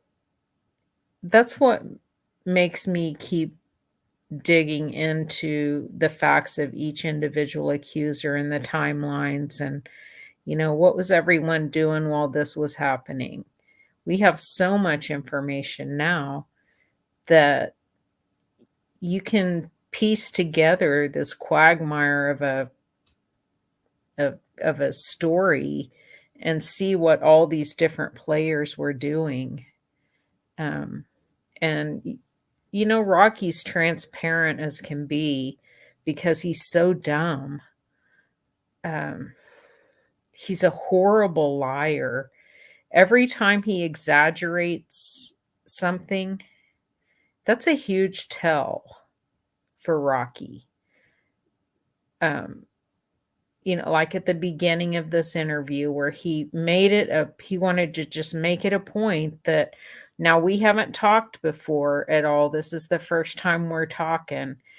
Shardaran called into the sex line main number, and he doesn't really tell the truth right there because later, well, even in the initial police report, he says she called in and he talked to her initially.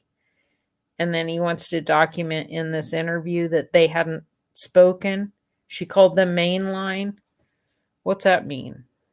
What's the main line to sex crimes? Do they have their own secretary in sex crimes who answers the phone and spreads the calls out to who they go to? I don't think so. Is that Tim Musney's job? I don't know. I mean, it's easy to see that this case should have never been filed against Daniel. And if it hadn't been manufactured and they hadn't brought Terry Morris on board, they would have never been able to file it. They would have never been able to turn him into a serial rapist. And, if you just compare their interviews, the ones that they bothered to record, against the police reports that the detectives wrote, they're not truthful in the police reports. They got the damn arrest warrant based on false information in an application for the warrant. It's just shit like that. I mean, this whole case is a big shit show. And now I'll jump off of my soapbox. We all have them for sure. Thank you, Kay. Oh, I really always do appreciate your, the things that you have to add and contribute because your depth is even so much farther into even what, Cherie and I know.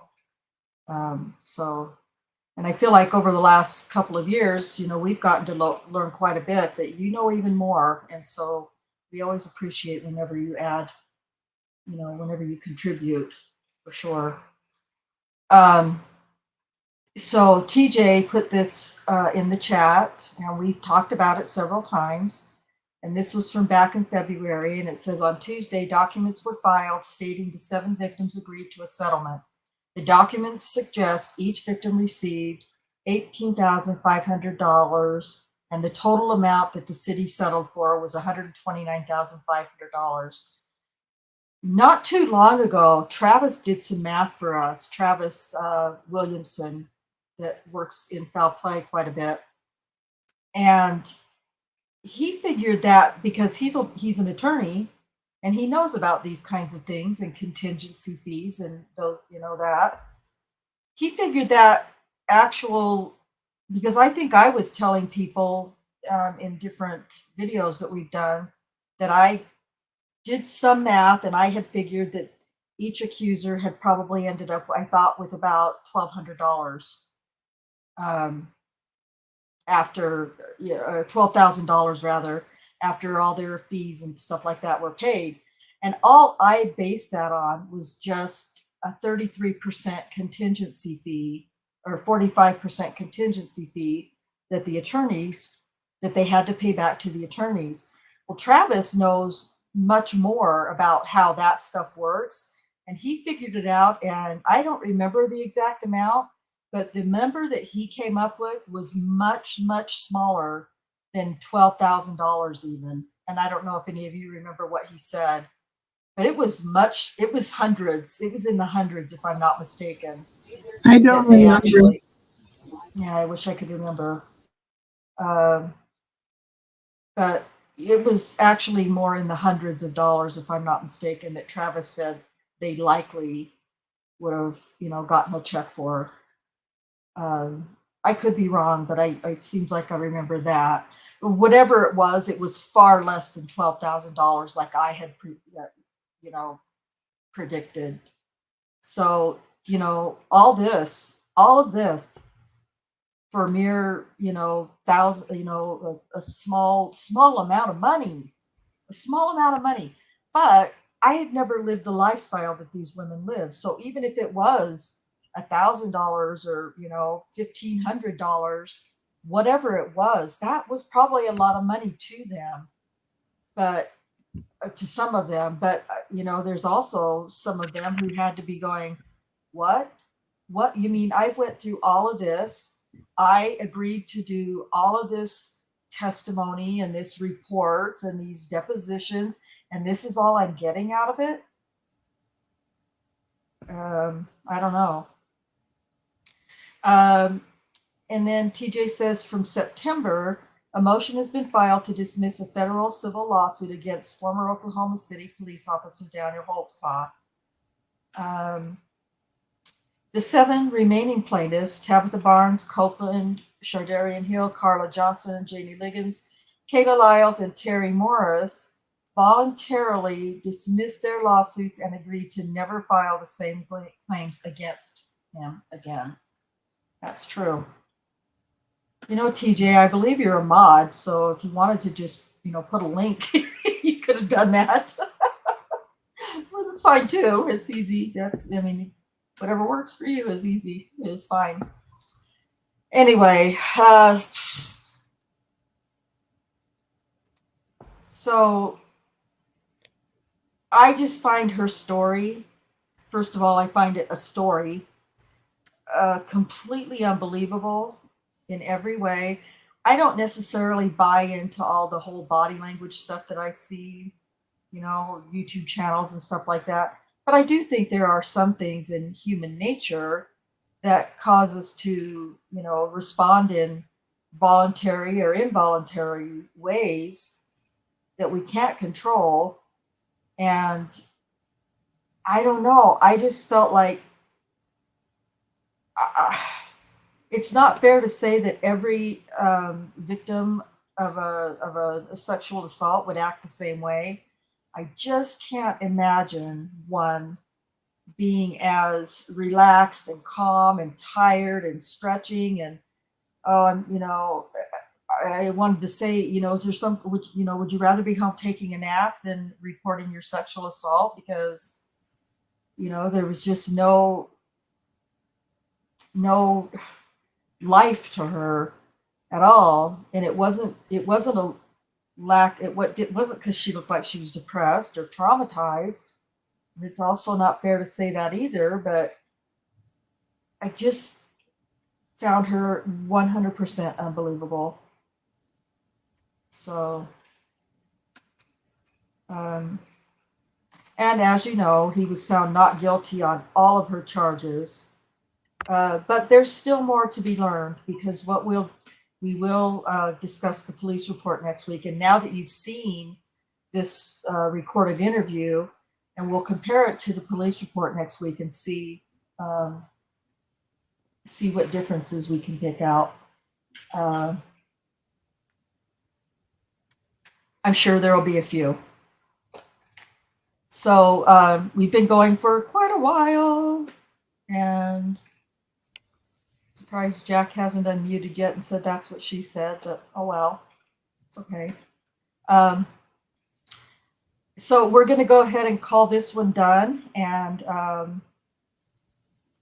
I want to say that we will not have a show on Thanksgiving Day or night. I don't know about everybody else, but I'm going to be sick from so much food and so much cooking. And I have no desire whatsoever to do a show on that day. It hasn't even come yet, and I already know how I feel about it. So we will not be doing a live on Thanksgiving Day, whatever Thursday that is. But we will hopefully finish Shardayreon Hill before then. I think we could probably do it. So next week we'll come back with the police report, and then we'll go from there. Transcripts will follow. So I'm going to let my panel members say any last comments that they have. Jack, you have any last comments you'd like to share? That's what she said. Thank you. I feel much better now. No, just this interview was just, God, it was so bad. It was so bad. And wasn't just to answer a quick question, in case I missed you talking about it. He wasn't charged with anything with her, right? 6 charges, but no Well, convictions. no convictions. I'm sorry, no convictions. 0, yeah. Yeah. Yeah. It's like she just kept talking, and the story just got wilder and wilder. It's like, and they finally get to the hospital, and it really took off then. He's doing all this stuff, and again, the nurse's station was right outside the door across the hall.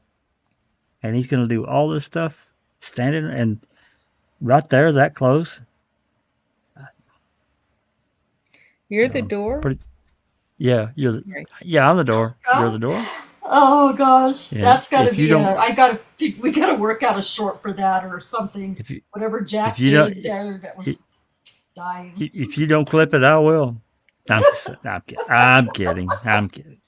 Oh, No, that's all I got. Not entirely sure what we're doing this weekend over on Foul Play. I guess I'm not entirely sure if we're going to do another rebuttal to Cam 9 this week or what. So we'll see. Stay tuned.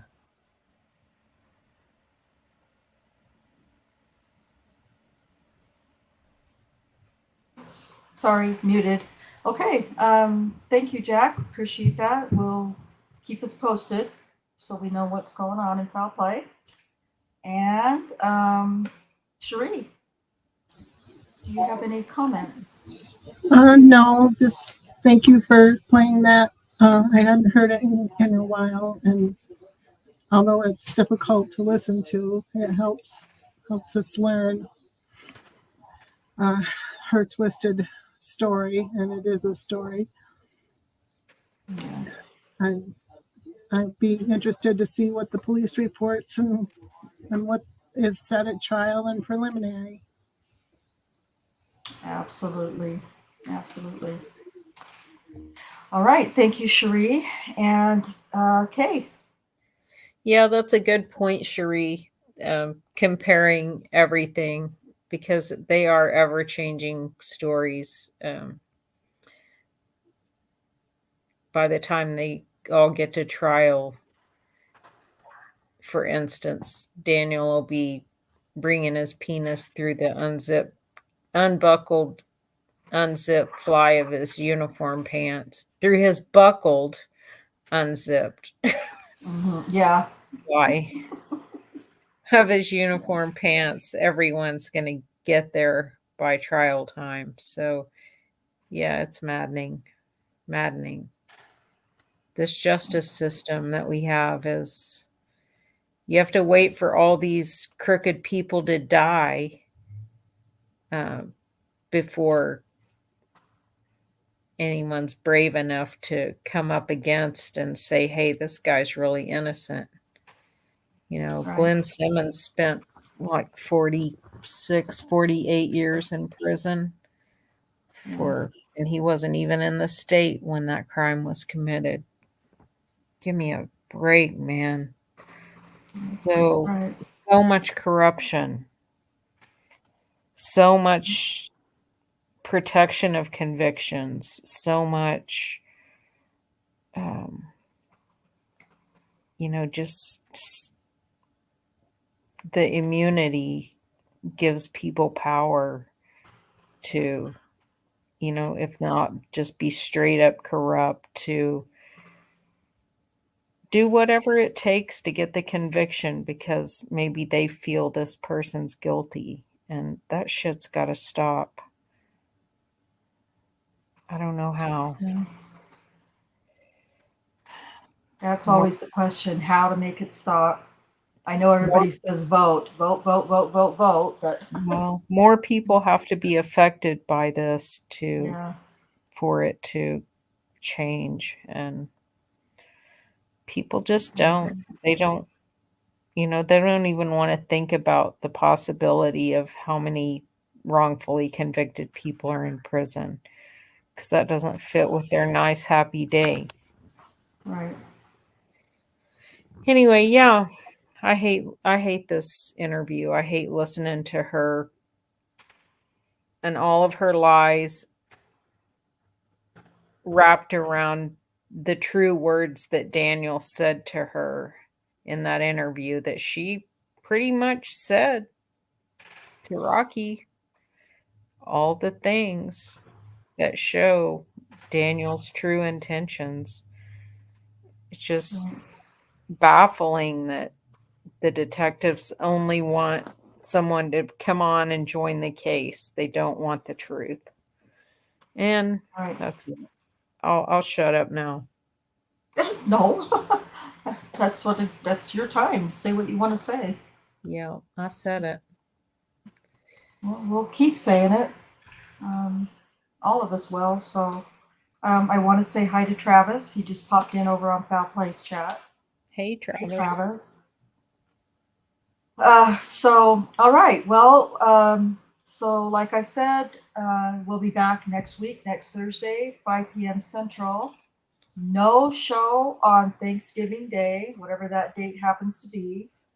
And so until next time, we're out.